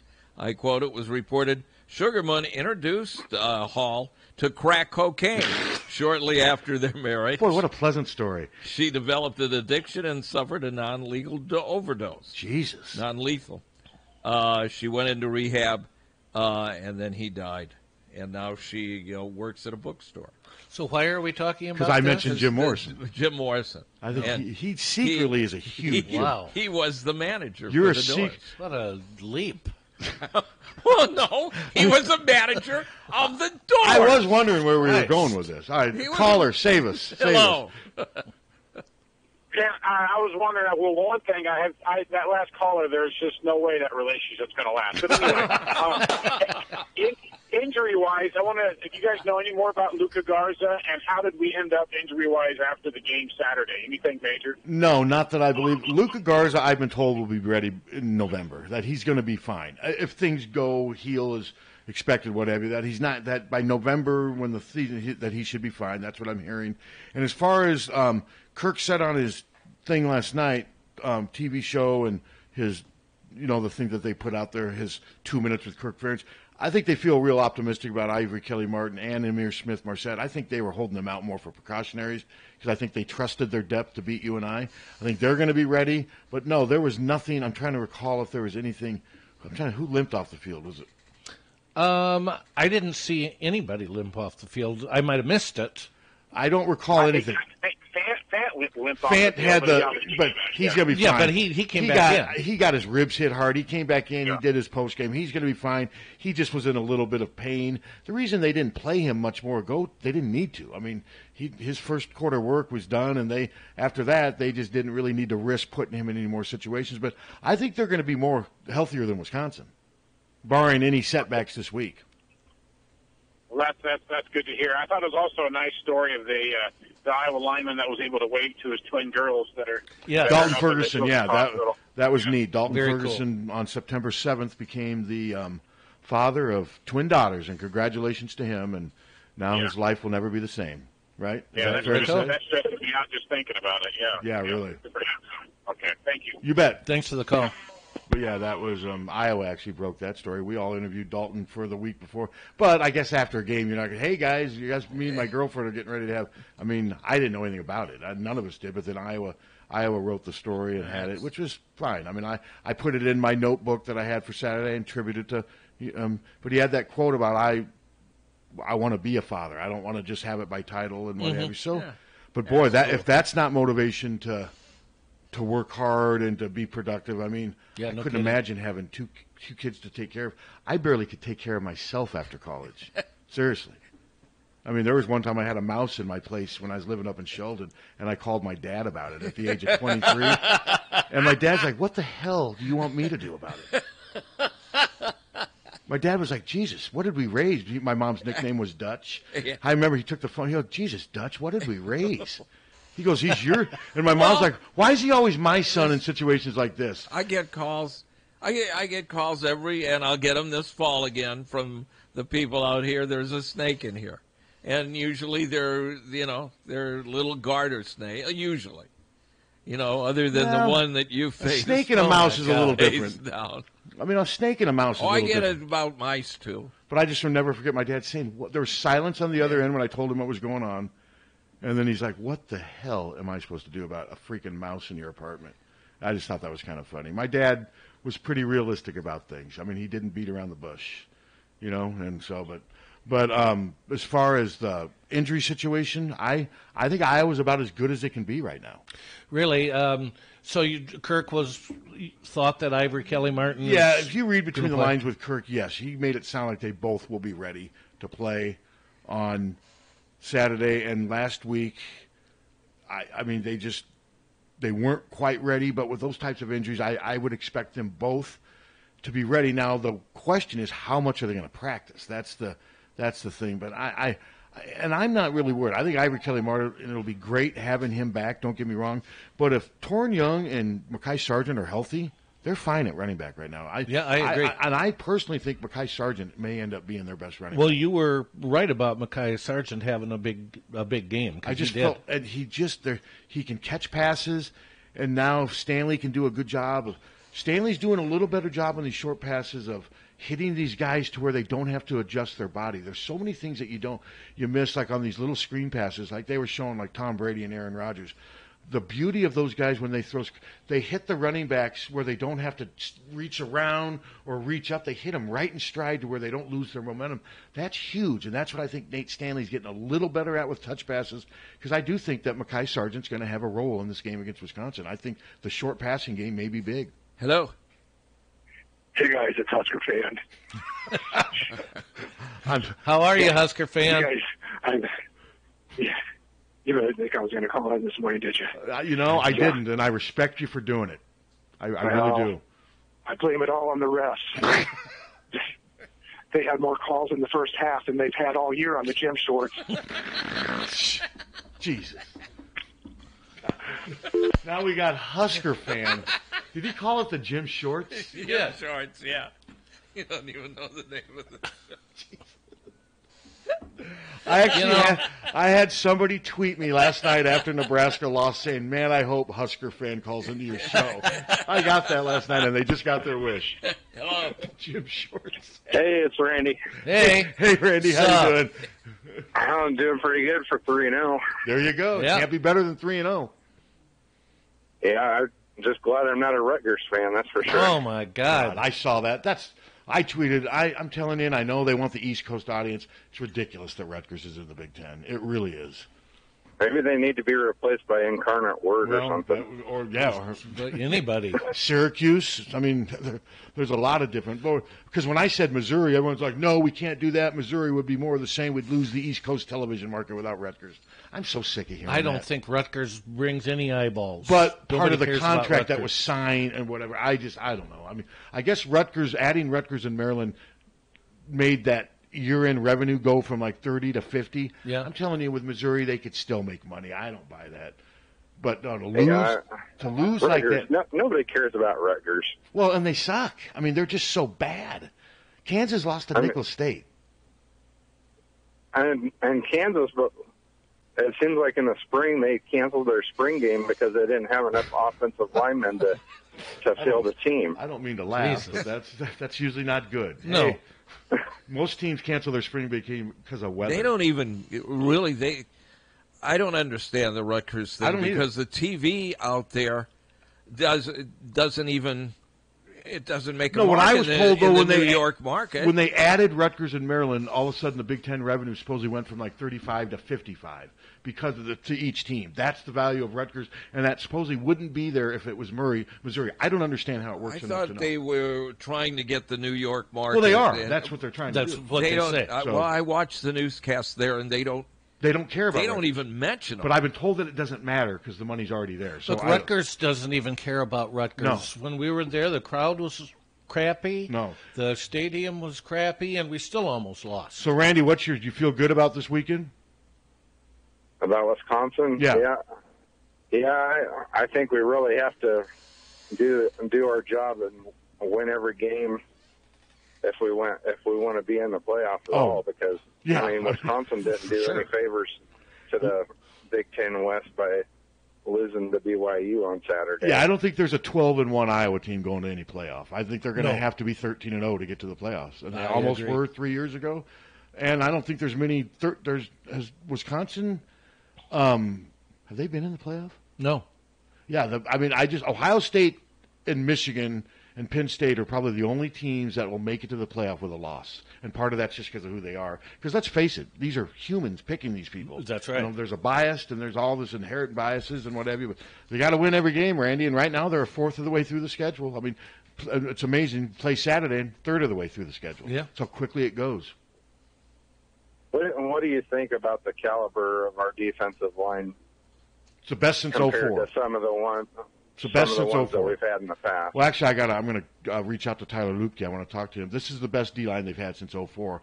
There's a chance. I mean, in that 04 had a bunch of NFL players. Epinesa is going to be in the NFL. But this is deeper. Epinesa is going to be in the NFL someday. Anthony Nelson will probably play in the NFL. I think Matt Nelson's got a chance to play. I think Parker Hesse's got a chance. I do too. I think at least one or two of those guys I think will play kind of like those teams back with Matt Roth and Jonathan Babineau and those. But no, this reminds me of that 04 defensive line. Yeah, I remember when we had a injury on the defensive line. You brought in Tyler Lupke, and then he didn't seem to miss a step. It's like, well, he started his how whole. far do we go? Tyler started his whole senior year for that 04 team. And he was excellent. It was Babineau and Lupke at defensive tackle, and Matt Roth, and was it Derek Robinson at defensive end? D-Rob, yep. Yeah, great. And then the year before that, they had those guys, plus Howard Hodges as a senior. That 02 and 03 defensive lines were good. But no, this is the best defensive line I think they've had since that 3-year special run back then. Yeah, it's definitely fun to watch them. Oh, it is. I mean, and then AJ had a good outing. I thought he played a lot more, and then he even got to play on some of the earlier downs and made a nice stop there. He's playing on very the well. run game. And him not starting, it's doesn't mean anything. There's often times where he's in the second play or where he may be in for the first play because of the rotation they're doing. That starting thing is a depth chart thing. I mean, he plays a lot with Parker Hesse. AJ, I think they're handling him just right. I think the whole thing, I think they've got great camaraderie in that defensive line, great leadership, veteran leadership, and you're seeing it. They're playing really well. Phil Parker's been the MVP of the Iowa football team. He has been so far. amazing. He's been the MVP. And Stanley, was he 20? Was it 20 or 28? He was better than that. 23 of 28 for 307. I think he was fine. Yeah, he was good. I had some people reaching out to me after the game that were not there. Still thought he showed a lot of the same mistakes. I thought he was okay. I did too. And like I said, he never threw behind a few guys. But I think people are judging him at a level that's too high. Well, I agree with you. He's never been at this level that some people think he is. I listened to John Miller. He does a immediate post-game reaction. He says that he thinks that he's trying to play fast. He compared it to playing a 45 record at a higher speed, where he's just trying to make everything go too fast. Yeah, I hadn't really thought about that, but yeah, John does. The moment that game ends, he's on, Captain. Instant reaction. If you ever want to see it, John Miller. Well, I thought that he does it from like his house. He just starts. The moment the game ends, he gets on and does an instant. But where does he? Where do you find it? Where do you get it, caller? Randy? Usually it's just Hawkeye Nation as this podcast. Okay. Yeah, and he's on like the moment the game ends. Instant reaction from home. That's how he does it. And then on Sunday night he does one with Steve Dace and his reaction to it. There you go, Dace. Yeah. You big Dace fan? How many chicken legs is Dace chewing on while he's doing it? Yeah. All right. Well, Randy. All right, Thanks Randy. for the call, Randy. I don't think Randy was expecting that question. No. Why, does he eat chicken legs during the broadcast? He's just a big oaf. He is. You guys don't have the same political views. We don't have the same political views or manners at the table. I've never eaten with him. You've eaten with him? Yeah.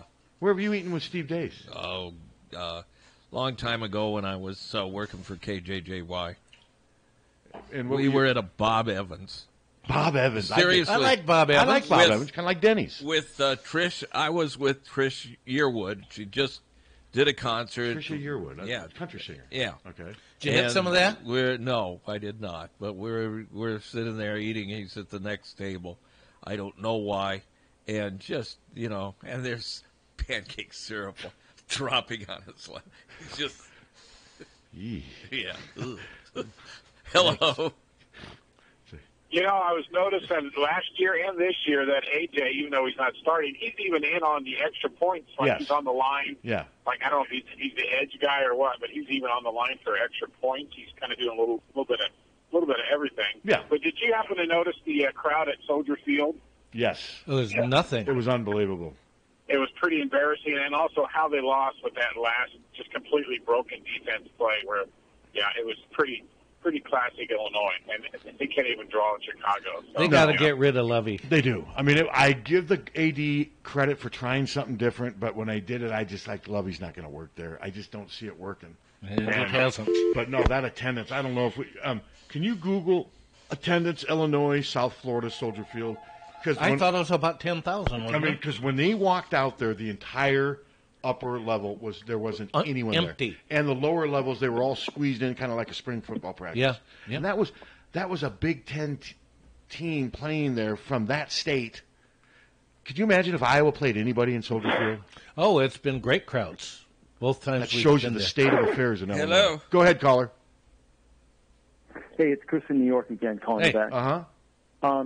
I heard you guys talking about Rutgers, and I live in the New York City area, and I will tell you there is zero interest in Rutgers, zero. Yeah. And there's very little in the Big Ten. I mean, you don't even hear about the Big Ten out here. That's what I know. My nephew lives in Philadelphia, said the same thing. There's just not, other than Penn State.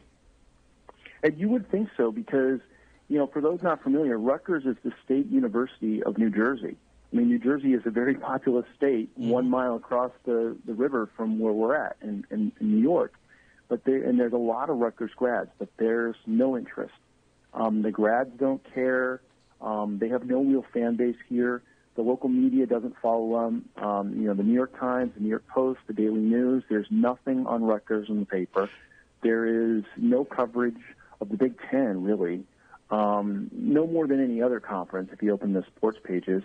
There's just too many professional sports teams and so little interest in college sports here. But you'd think that, the Big Ten, you think Delaney would get some, maybe some banners on 6th Avenue or 5th Avenue or something like that to say Big Ten. You'd think that they'd do some media buys out here, but it has not taken hold at all. No, it hasn't. And we already had, by the way, I mean, I'm sure that the media contract is outstanding for the cable guys and for the Big Ten. But, 10 years ago here, I had the Big Ten Network then when it launched. And it really hasn't changed that discernibly, like the coverage for the Big Ten or, everybody has it. So I don't know exactly how those contracts work, but we already had it out here in New York. So I don't know what Rutgers has added. I was just told that adding Rutgers and Maryland practically doubled the yearly take that each school gets from the Big Ten Network. I don't know how that's worked. Yeah. I explain. I don't know how it works. I don't know. I get the app News on Roku, and it's got WABC from New York, and I've watched it to see if they even touch on Rutgers, and they never and they don't. do. But that still doesn't change the fact that it's increased revenue from adding that. But if they how already, long does that last, though? I don't know, because if they already had it, like he says, the Big Ten Network, then Fox is already. I mean, Fox sells it. They already had that audience, unless they're claiming the ratings went up. I've just been told that Rutgers brings in more revenue than Missouri would, and I don't know how that works. And I mean, my guess is they added more subs, but also Fox and the Big Ten were therefore able to go into the cable MSOs and ask for more money. So instead of, ESPN gets what, $5 or $6 a sub per month. That's in your cable bill. They probably went to these guys and said, "Look, we have the full New York market now. That's what it is. First market, we want $2 a sub versus $1. That's probably you're pretty close, because that's what Fox gets a sub. But eventually, Rutgers sucking is going to affect that, won't it? It has to. I would think at some point. Competitively, they had nothing, and it sounds like you guys were at the 2016 game at Rutgers Tom, as well. Right. I was no environment. I mean, zero, just nothing, and. So I just wanted to bring my New York perspective. No, we appreciate it. Well, we appreciate it. Thank you. No, we really do. I don't get it. But there's a ton of Penn State and Michigan fans, and there's a ton of Iowa fans in the city, by the way. You go to the Iowa bar, and there's 100, 200 people, in that place going nuts. And a ton of Penn State grads, a ton of Michigan fans, but Rutgers, nothing. But, that does not surprise me. Oh, and by the way, you guys trashing Miller and Dace. I love me some Steve Dace. Great analysis. Anybody out there listening? He might be. I just listen to their podcast. It's good. He might be. I just politically we're at odds, but I didn't know it at the time. I just saw him spilling syrup on his lap. I live in New York, so I'm not really I'm from the Midwest, but I live in New York. I'm not politically aligned either, but I can sort of separate that to listen to the. But they have the Hawkeye Nation, but they also have the Bigger Ten podcast, which is quite good, too. So it's another good addition to the Hawkeye coverage. All right. So anyway, talk to you guys later. All right, Chris. Thank you, Chris. Okay. Here it is. This is the only thing from the Sun-Times. Illini come up empty like Soldier Field in 25-19 loss. That's a good headline. It says about the vast sections of the stands entirely empty. Yes. With an announced attendance of 21,725, merely a fanciful number. Yeah. No, I would say half that. They did show one kid in the section all by himself when he saw the camera was on him. He was just saying, "Hi, Mom." Because he knew he had the monopoly. He had the whole section to himself, and it was kind of funny. But that was a Big Ten game. That was pretty startling. Unbelievable. How much money they lost playing that game there. Hello. Yeah, hey guys, I was wondering the same thing you guys were talking about earlier. Is if you would have Syracuse, Pitt, and Missouri, that would have to make up for the Rutgers. Well, I would take any of those three over Rutgers, especially Missouri due to proximity. But Syracuse would be way better than Rutgers. Now Pitt. But they don't officially bring the New York market, though, and that's what it is. Yeah, no, I think nothing more than that. I think Syracuse would more than not Rutgers. technically in. No, it's upstate.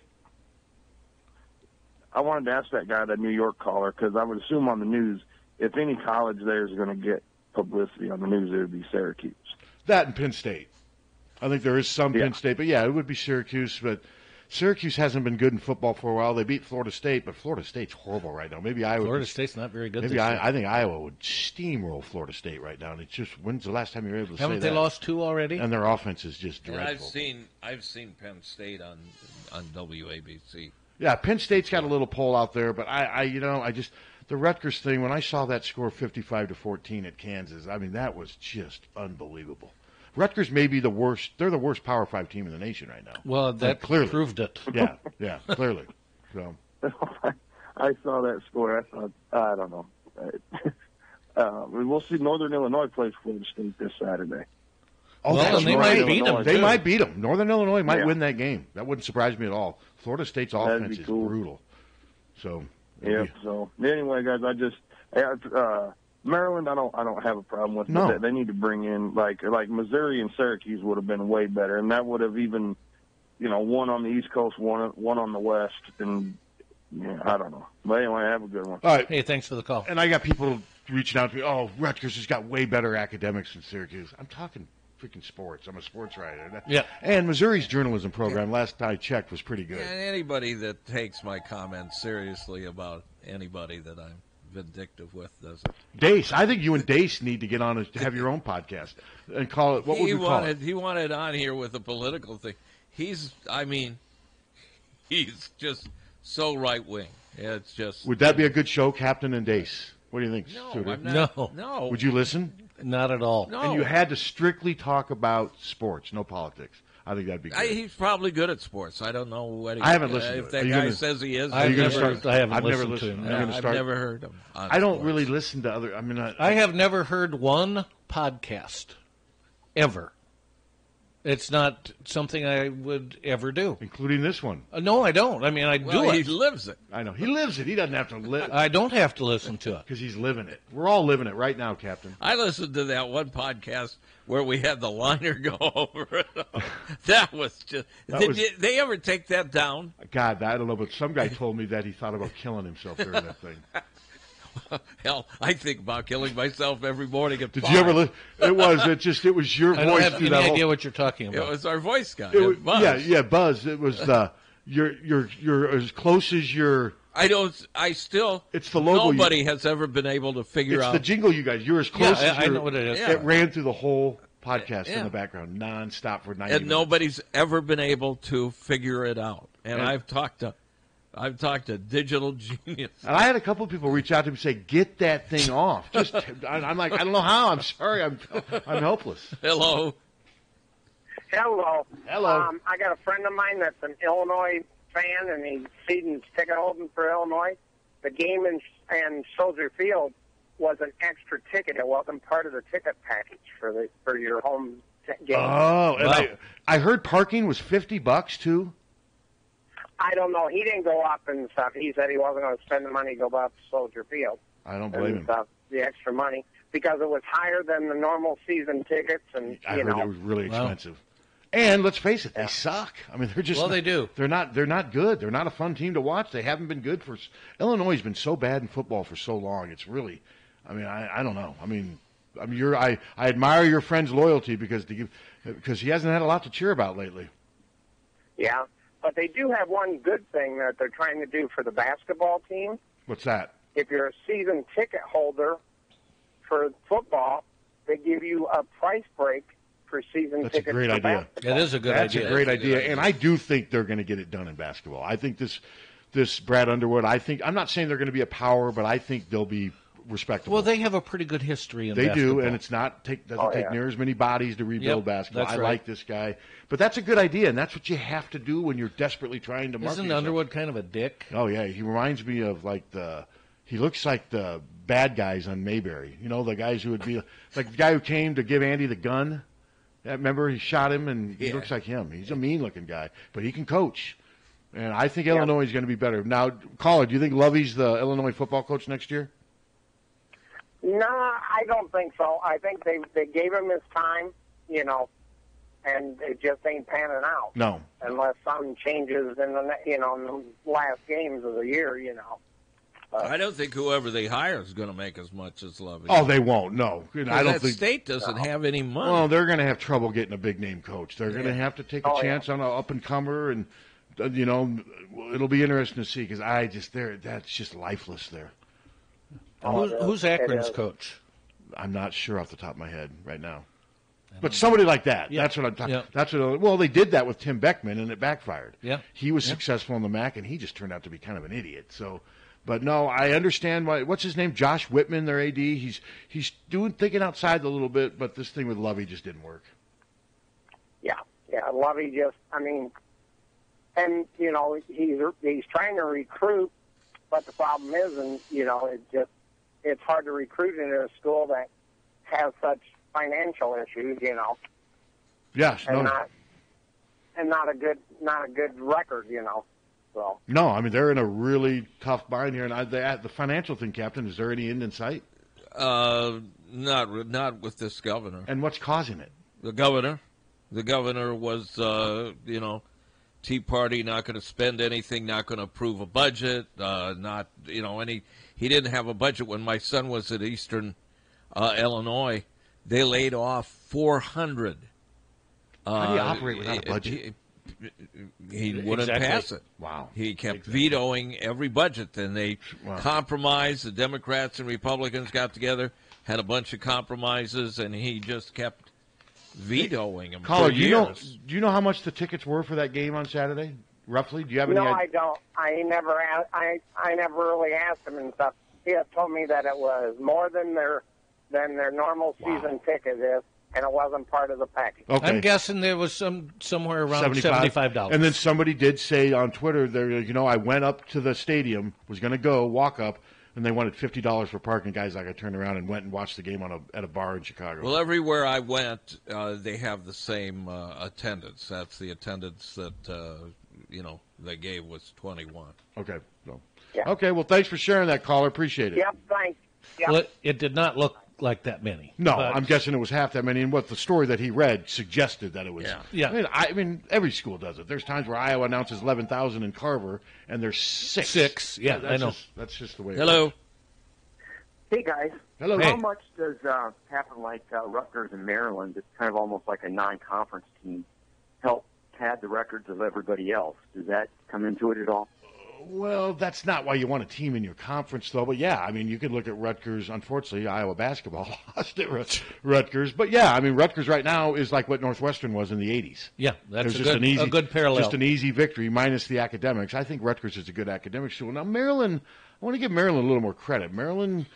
I still think Maryland is vastly – thanks, caller. Maryland's vastly superior than Iowa right now. Basketball. Football, they've had so many injuries to quarterbacks the last 2 or 3 years. I don't think you can get a fair assessment.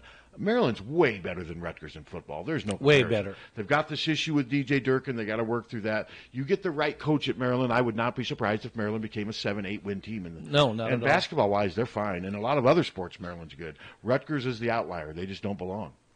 I guess – I was surprised that Kevin Herter, went pro. I was too. And I'm not a good enough judge of basketball talent, obviously. I mean, I thought he was a good... He got drafted, solid, didn't he? Yes. Second round, I think? Yeah, good, solid, heady player, but I didn't think he was ready to go out, but I guess I was wrong. Well, he's still, has he made a roster? I think so. Well, I don't think camp's even started yet, has it? I don't know. I don't know. I mean, I think he'll probably... There's no guarantee Kevin Herter's going to stick in the NBA. He may make a roster as a second-round pick or whatever, but I still wouldn't surprise me if 3 years from now Kevin Herter's playing in France. I mean, possible. I mean, just because you get picked in the second round doesn't mean you're going to that's true, too. Doesn't mean you're going to make the – I mean, look at Adam Haluska. Yeah. I mean, Adam was picked higher than Kevin, made the team for 1 year, but then, I don't know. I thought Kevin Herter needed another year. I just didn't think he was ready for the NBA. He's going to have to play shooting guard. I mean, imagine him guarding Russell Westbrook and – I mean, you say, well, you picked out. I mean, you go down 10 guys. Damian Lillard. I mean, there's so many. Or if you play him at small forward, I mean, LeBron. I mean, it's just. I was surprised that Kevin Herter left, and he's probably going to make a roster. But I don't even know where we are. NBA starts in early November. I think the camps start. It does. Camps are starting now, I believe. So, but no, that one surprised me. Okay, I'm reading about Rutgers, and they've got a problem with. Budget has been slashed, and they're blaming it on Republicans in New Jersey because They say that the school's too liberal. They don't have any disability accommodations. They haven't kept up with that. Well, that's not good. Regardless of your party. Graduation levels down. Classes, classroom issues, semester withdrawals. Jesus. Yeah. Sounds like a mess. But budget is number one problem there. Hello. Hello, Pat. Yes. I was wondering if you got a chance to listen to Urban Meyer's apology. I started to, and then I hurled. Did you hear what that Paul Feinstein said? He called it Urban Meyer's apology tour. He basically said he went way overboard in trying to help a troubled young man. I make you want to barf. He's on. Urban Meyer's a piece of crap. He's a phony. I know he's that. a phony. He's a lying phony who happens to be a good football coach and who happens to have really good jobs. Ohio State showed they can win without Urban Meyer. They don't need Urban Meyer. But no, I listened to part of it, but I couldn't take it. It was just crap. All right. Yep. Thanks. I actually tweeted, ESPN tweeted it, and the interview and I above it, I put make me hurl. I think Urban Meyer almost thinks he's the victim in this thing. It sounds like it. I think he does. Yeah. And he doesn't trust this Courtney. He strongly gives you the indication that he doesn't trust this girl's allegations either. And I saw that one text message between the girls saying, "You can't you strangled me," and you said, and he said, "I know, I'm sorry, I won't do it anymore." There's so much evidence of it. But Urban Meyer, whatever. I am glad Iowa doesn't play there, though, this year. I'm real glad. I don't care how good Iowa's defensive line is. They ain't winning that game this year. So what happens if Iowa runs the table and we've got to play them in Indy? their chances a lot better in Indy than I do in the horseshoe. Yeah, Put me it that too. way. And TCU showed the blueprint. That Ohio State was that 40-28. That game was a lot closer. It sure was. TCU showed what you can do to be. This Ohio State team is not invincible. No, I mean they've got some issues. They always do, and so we'll see. But right now the Big Ten's not real strong. So the best thing Iowa can do is just keep winning. Just take care of your own business and just ignore all that outside crap. And it just beat Wisconsin this Saturday, and you got 2 weeks to heal up to get ready for the boat rowers. What do we got weather-wise for projections for Saturday? I know it's a far away, but what are we looking at? Chance of storms during the day, but a 30% chance. Highs 72. Low Saturday night, 54. Perfect football weather. Yep. That 7:35 start's going to be weird. I mean, even the fans are going to be leaving there at like 11:30, 12 o'clock. The other thing, what was weird about Saturday was the game was so lopsided we looked out 5 minutes to go in the fourth quarter. There was no traffic jam. Cars were just kind of everything was so smooth on Saturday. It did. It helped ease so we had one beer after the game. You get 2 hours, right? Yeah. We had one beer and then left, and just went straight home. It wasn't a problem. Do you like the 2 hour after night game? I mean, I understand where they're coming from because I'm ready to go home. And I know some fans would, but do you expect the university to be there till 3 a.m. so these fans could?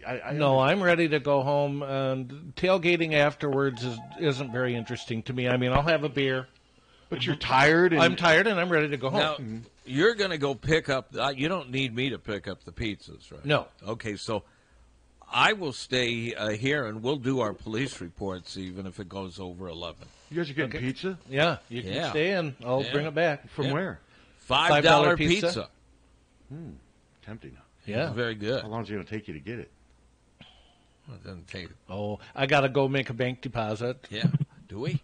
All right, good news. So that means I'd basically be sitting around here for 40 minutes to eat freaking pizza. Or I can make the deposit later, but then it's still going to be 30 minutes. Well, we'll see. I mean, I'm kind of pathetic. I'm just not sure if I'm that pathetic. You're always welcome to participate on the police reports. There you go. Hello. As long as I'm not on them. Hello. Morning, guys. Morning. Something else that was weird, and it shows you how bad my seats are. Having the visitor band sitting at the top of that end section was crazy. It took forever to get up to the seats because the band was coming down, and they moved. They came up and down the set of steps 3 times. Yeah, they got to figure out something else for that visiting band. Well, they had them in the north end zone before, right? And they don't want to do that anymore. Yeah, but right down by the field. See, where would you like the band? Where would you like the visiting band to? Because I've had a lot of people comment on this. Where would you want them, caller? I would like them to be in Cedar Falls. Or in that old rec building where the U of I marching band starts out. Or the Kinnick House. Maybe they'll put them at the Kinnick House. Put them in the Kinnick House. And they can play for the neighbors. You got Dirk out there directing them. I know where you're coming from.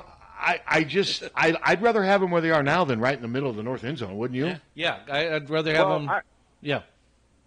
I think they need to be maybe in that same section, but down by the field. So they're not as disruptive going up and down. I do see that part, and that is bad for the people that are impacted by that.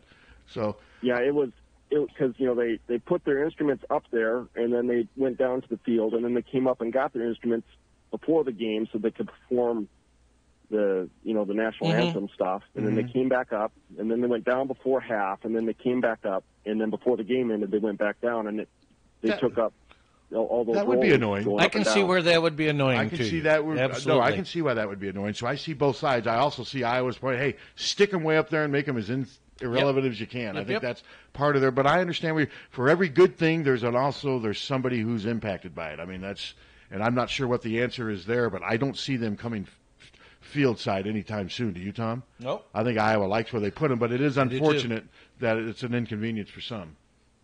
Yeah, I mean, if they're down by the field, even in that same section, they could provide steps so they could get down. It's not that big of a deal to get them down. No, I agree with you. I think Iowa's thinking is that's too nice to have them down on the field. That's making it too inviting for them, and we don't want that. I'm putting words in Iowa's mouth. That's just my thinking of this. I think Iowa's made it apparent, hey, we don't mind having the visiting band here, but we're not going to go out of our way to give them hospitality. We're going to stick them in this corner, and we're sorry for the fans who are impacted by that because, that would be. I didn't realize that they do go up and down that much, but they do. Now, this was different Saturday. Does the visiting band always play at halftime? I think so. Okay. Yeah, I think they do. Okay, so, that's just something, I feel for you, but I'm not sure what the answer is for that. I'll have to make more money so I can get better seats. There you go. That's what Iowa would tell you. Good answer. That's what Iowa loves that answer. All right, guys. All right, thanks. Good answer. I've actually had a couple people say that. My God, I had this tuba up my ass the whole game. Can we say ass? Yeah, you can say that. A buddy of mine just said he goes tuba and trombone. It's like it's like the specials. Hello. Hey, lonely old grandpa Dirk. Hey, Lord D. Hey guys. I felt bad for the Northern Iowa band Saturday night. After their halftime performance on the field, they had to come back upstairs, and they do so going through the old tunnel interior stairway with the Hawkeye. That's where we used to have our post-game press conferences. Yeah, we used to go up that tunnel to do Yeah. And those poor kids, they're in part because of the construction in the north end zone, there are no food counters open. Hey, Dirk, I want to interrupt one thing and tell you, Suter is not sharing your sympathy right now. No. I can tell. Well, here's what I saw. We got up out of our seats and we're just hanging around in the concourse at halftime, and we ourselves tried to get into the East Side concourse to see if there was a possibility of getting something to eat, and it was just jam-packed. You couldn't work your way through. And then here comes the Northern Iowa band. And they just couldn't go anywhere. They were stuck, half of them in the stairway. Just like their offense, their running game. Yeah. Well, and there weren't as many band members for Northern Iowa as there were for Iowa And there State. shouldn't be, just like football. Iowa's got more of everything. I can't imagine what that was like at the end of the Iowa State band halftime show to get back up to their seats. It was. I'm not going to feel bad for them as long as, they had ADA drivers doing the carts last year and the years before that were just great, and they take you to the section. I've got, I hate to bitch about it, but bad rheumatoid arthritis, and sometimes it kicks up. I can't walk very well. Plus, I'm with Bud, who's 80 years old. Plus, we got a guy on an oxygen tank, that's going up there. God, it's like the Rolling Stones. And they just drop you off at one side or the other, and they don't take you to the gates anymore. Well, they took us right to our gate again. Well, why won't they take us to the gate? I don't know. Well, the guy wouldn't again. Last week his cart Got a bad driver. Yeah, this guy sucks. I mean, there's really, I'll crawl there to get there. I don't care. But this guy's on an oxygen tank. See, I heard that the people driving those ADA carts are the owners of the Kinnick Party House. I think there's some built-in prejudice there. I don't know what the problem is, but it's ridiculous. I mean, it's ridiculous just to take you across the street. And the guy's on an oxygen tank. Yeah. Well, so the band's breathing. None of them are on. I thought Jared oxygen played tanks. well. Jared was the sacks. one, and he actually got Kirk to say something. And Kirk said he was bothered by the sacks early, and one of them was clearly their guy was played wanted it more. Or something. Kirk didn't mention names, never does, but you could tell Kirk was not happy with some of the way they were playing early, and Jared Brinkman brought it. He was ready to play. He played. Jared had a good game pretty much from start to finish. He held his own. Did Mark Cook's son get in to play Saturday night? I don't think so. I don't know for sure because Sean Beyer barely played. He was in a little bit. He plays on special teams, but downs-wise, neither one of those guys have played much. But I think in that second half, Iowa, they basically run, throw to the running back. But no, I don't think Drew got in. And like I said, Sean Beyer caught a pass yet? I don't think so. I don't think he has. No, I don't think so either. No, they're really relying on those top two tight ends, which is understandable. So Nate Whiting's caught, I think, he's caught at least one. Yeah, and Nate Whiting plays some in blocking. He's obviously, they use him a lot in blocking. And they'll use Sean Byer's some, but Sean and Drew still haven't had a big opportunity yet. But it's a numbers game. Well, I enjoyed watching Jared Brinkman in that game. It was nice to know somebody out there. My son and I took turns watching through the binoculars, focusing on him. We also saw Nick Phillips get in on some special teams action. He didn't do anything, but that's pretty nice. That's one thing I really like about Northern Iowa. They give a lot of other kids from the area a chance to play and compete at a pretty high level, at a pretty good program. I think the number was 121 players, Iowan players on both teams. Waukee had 9. There are 9 players from Waukee on both teams combined. But I was shocked with that number, but it makes sense. Waukee's got a population of like 20,000, and they had 9 players there. But no, UNI's I'm with you. It's a good school. Yeah, it is. I mean, it really is. I'm still not convinced this is a really good UNI team, though. I don't think it is either. I think this team's going to be lucky to go 500. Yeah, their quarterback didn't impress me too much. They got some issues, and I don't think they got a great running back or anything right now. No. So we'll see. I mean, I wish them well. I hope they win the rest of their games. So as the day was progressing, and you were seeing, and I address this to all you guys, and you were seeing the scores rolling in for Wisconsin, Nebraska, Purdue, and boy, the end of that Purdue game was really something to watch. Were you? I don't know. I guess I'm just. I always hope Wisconsin loses. I always hope Nebraska loses. But a lot of Iowa fans are saying, no, we want Wisconsin to win. We want, 2 undefeated teams and all this. Oh, I think a lot in the media wanted that too. I mean, a lot of people were begging for this matchup. But I've never had that high of expectations for the Big Ten this year. Nebraska's loss surprised me, but Nebraska's got a walk-on playing quarterback because they don't have any other quarterbacks. They're just like Minnesota. Somehow they've allowed themselves to be in a position where they've only got – Minnesota doesn't have a quarterback on scholarship right now. How does that happen? Like Don Travis, crazy. It's ridiculous. I don't think there's an excuse for that. I only blame themselves for doing that. As great as Scott Frost is, you're telling me they can't have more than one quarterback on scholarship? I mean, come on. I don't get that. Yeah. Well – it was an easy game to watch as an Iowa fan. But Illinois losing at South Florida was not a surprise. South Florida is better than Illinois. Sucks. I mean, South Florida, Central Florida, those teams are better than Illinois. They beat them time in and time out. Consistently better talent. Rutgers I was sure and Illinois. surprised Auburn got beat by LSU. I was because it was at Auburn, but that was 2 really good teams. But I tell you, Rutgers and Illinois are horrible. They're the 2 worst teams in the Big Ten right now.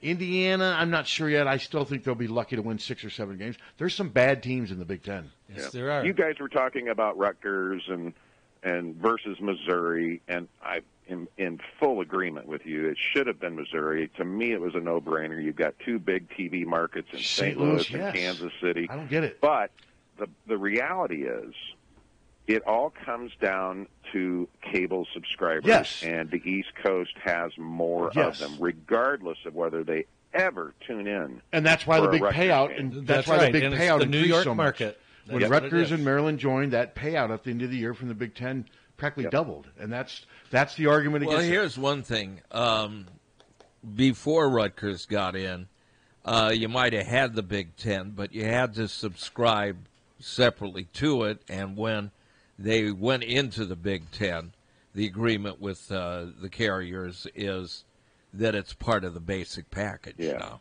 Well, that's how it used to be here at the beginning. Yeah. So, I went that first year without the Big Ten network, and it sucked. And I'll tell you, Missouri, 2 years ago, Missouri was bad. That Barry Odom, is that his name? Yeah. The coach, I didn't think he was going to make it. Missouri turned things around. I mean, Missouri has been a pretty good football program that's been overlooked for a long time. They survived in the SEC. They won that division a few times. I think sometimes that still just seems so weird to me. I sometimes think Missouri doesn't get enough credit for football. I really do. Well, I'm prejudiced because my brother played there, and I watched the end of that game with Purdue Saturday night, and I thought, damn, Mizzou, you know. They got a really good quarterback. Drew Lock, Drew Lock. He's really good. He'll be in the NFL next year. Right. In fact, he could have gone last year. Yes, I was surprised he didn't stay. I'm kind of glad he did. It's nice to see these guys give college another year. Yeah, and I just have to wonder if anyone in the Mizzou administration regrets going to the SEC, because they're chewing up. The SEC is chewing up everything else Mizzou, and even the football program has struggled mightily to compete. Even though those first 2 years they came out of the gates pretty, surprisingly well. They won the West both years. Yeah, but since then it's been a real battle, and they're just not at the level of most of the top tier teams in the SEC. Plus, and Alabama is just, like I said, to me, it's Alabama until proven otherwise. So. Well, I've yacked too much, so thanks for taking the call. Thanks for being there. All right, Dirk. And thanks for bringing Donnie Patterson in. I love listening to him. No, we enjoy Thanks, it. Dirk. We enjoy it. We moving into hour number 3, Captain? We are like 1,600. Shark attack. Yeah. Someone killed in a shark attack. Yeah. Is that him? Huh? I doubt it. No, he's not dead. Unless it's going to show. No, that's the guy. First one in 80 years. Yeah. Well, that ain't good. Yeah. My thoughts and prayers to... They tossed flowers into the ocean as they said goodbye. Now, there have been more and more shark sightings here on Cape Cod as the population of seals has dramatically risen because sharks are their #1 predators. So you're seeing that increase of sharks come in and do their hunting. But experts point out shark attacks are very rare. There are less than 100 shark attacks globally. Yeah, shark attack. Shark, no, we're not done. Sharknado. No. What a horrible way to go. That's sports. Could you imagine that, though, dying that way? Yeah, that wouldn't be good. I would imagine it just grabs you and eats you. Or just we're shots and not eat you, but we're ending the show you. on kind of a down note. Can we have a pick-me-up before we get off the air? I mean, you're going straight from this to Hay Lang, right? Police How many shark attacks are they saying? 100 worldwide. Wow. That's more text than 1600's text line. Jesus. All right. Are we ending on that? No. We got another call. Let's see. I have a feeling this call is going to be really good. Yeah. This will be great. This may be the greatest call we've ever had. Hello. Good morning, gentlemen. All right. What do you got?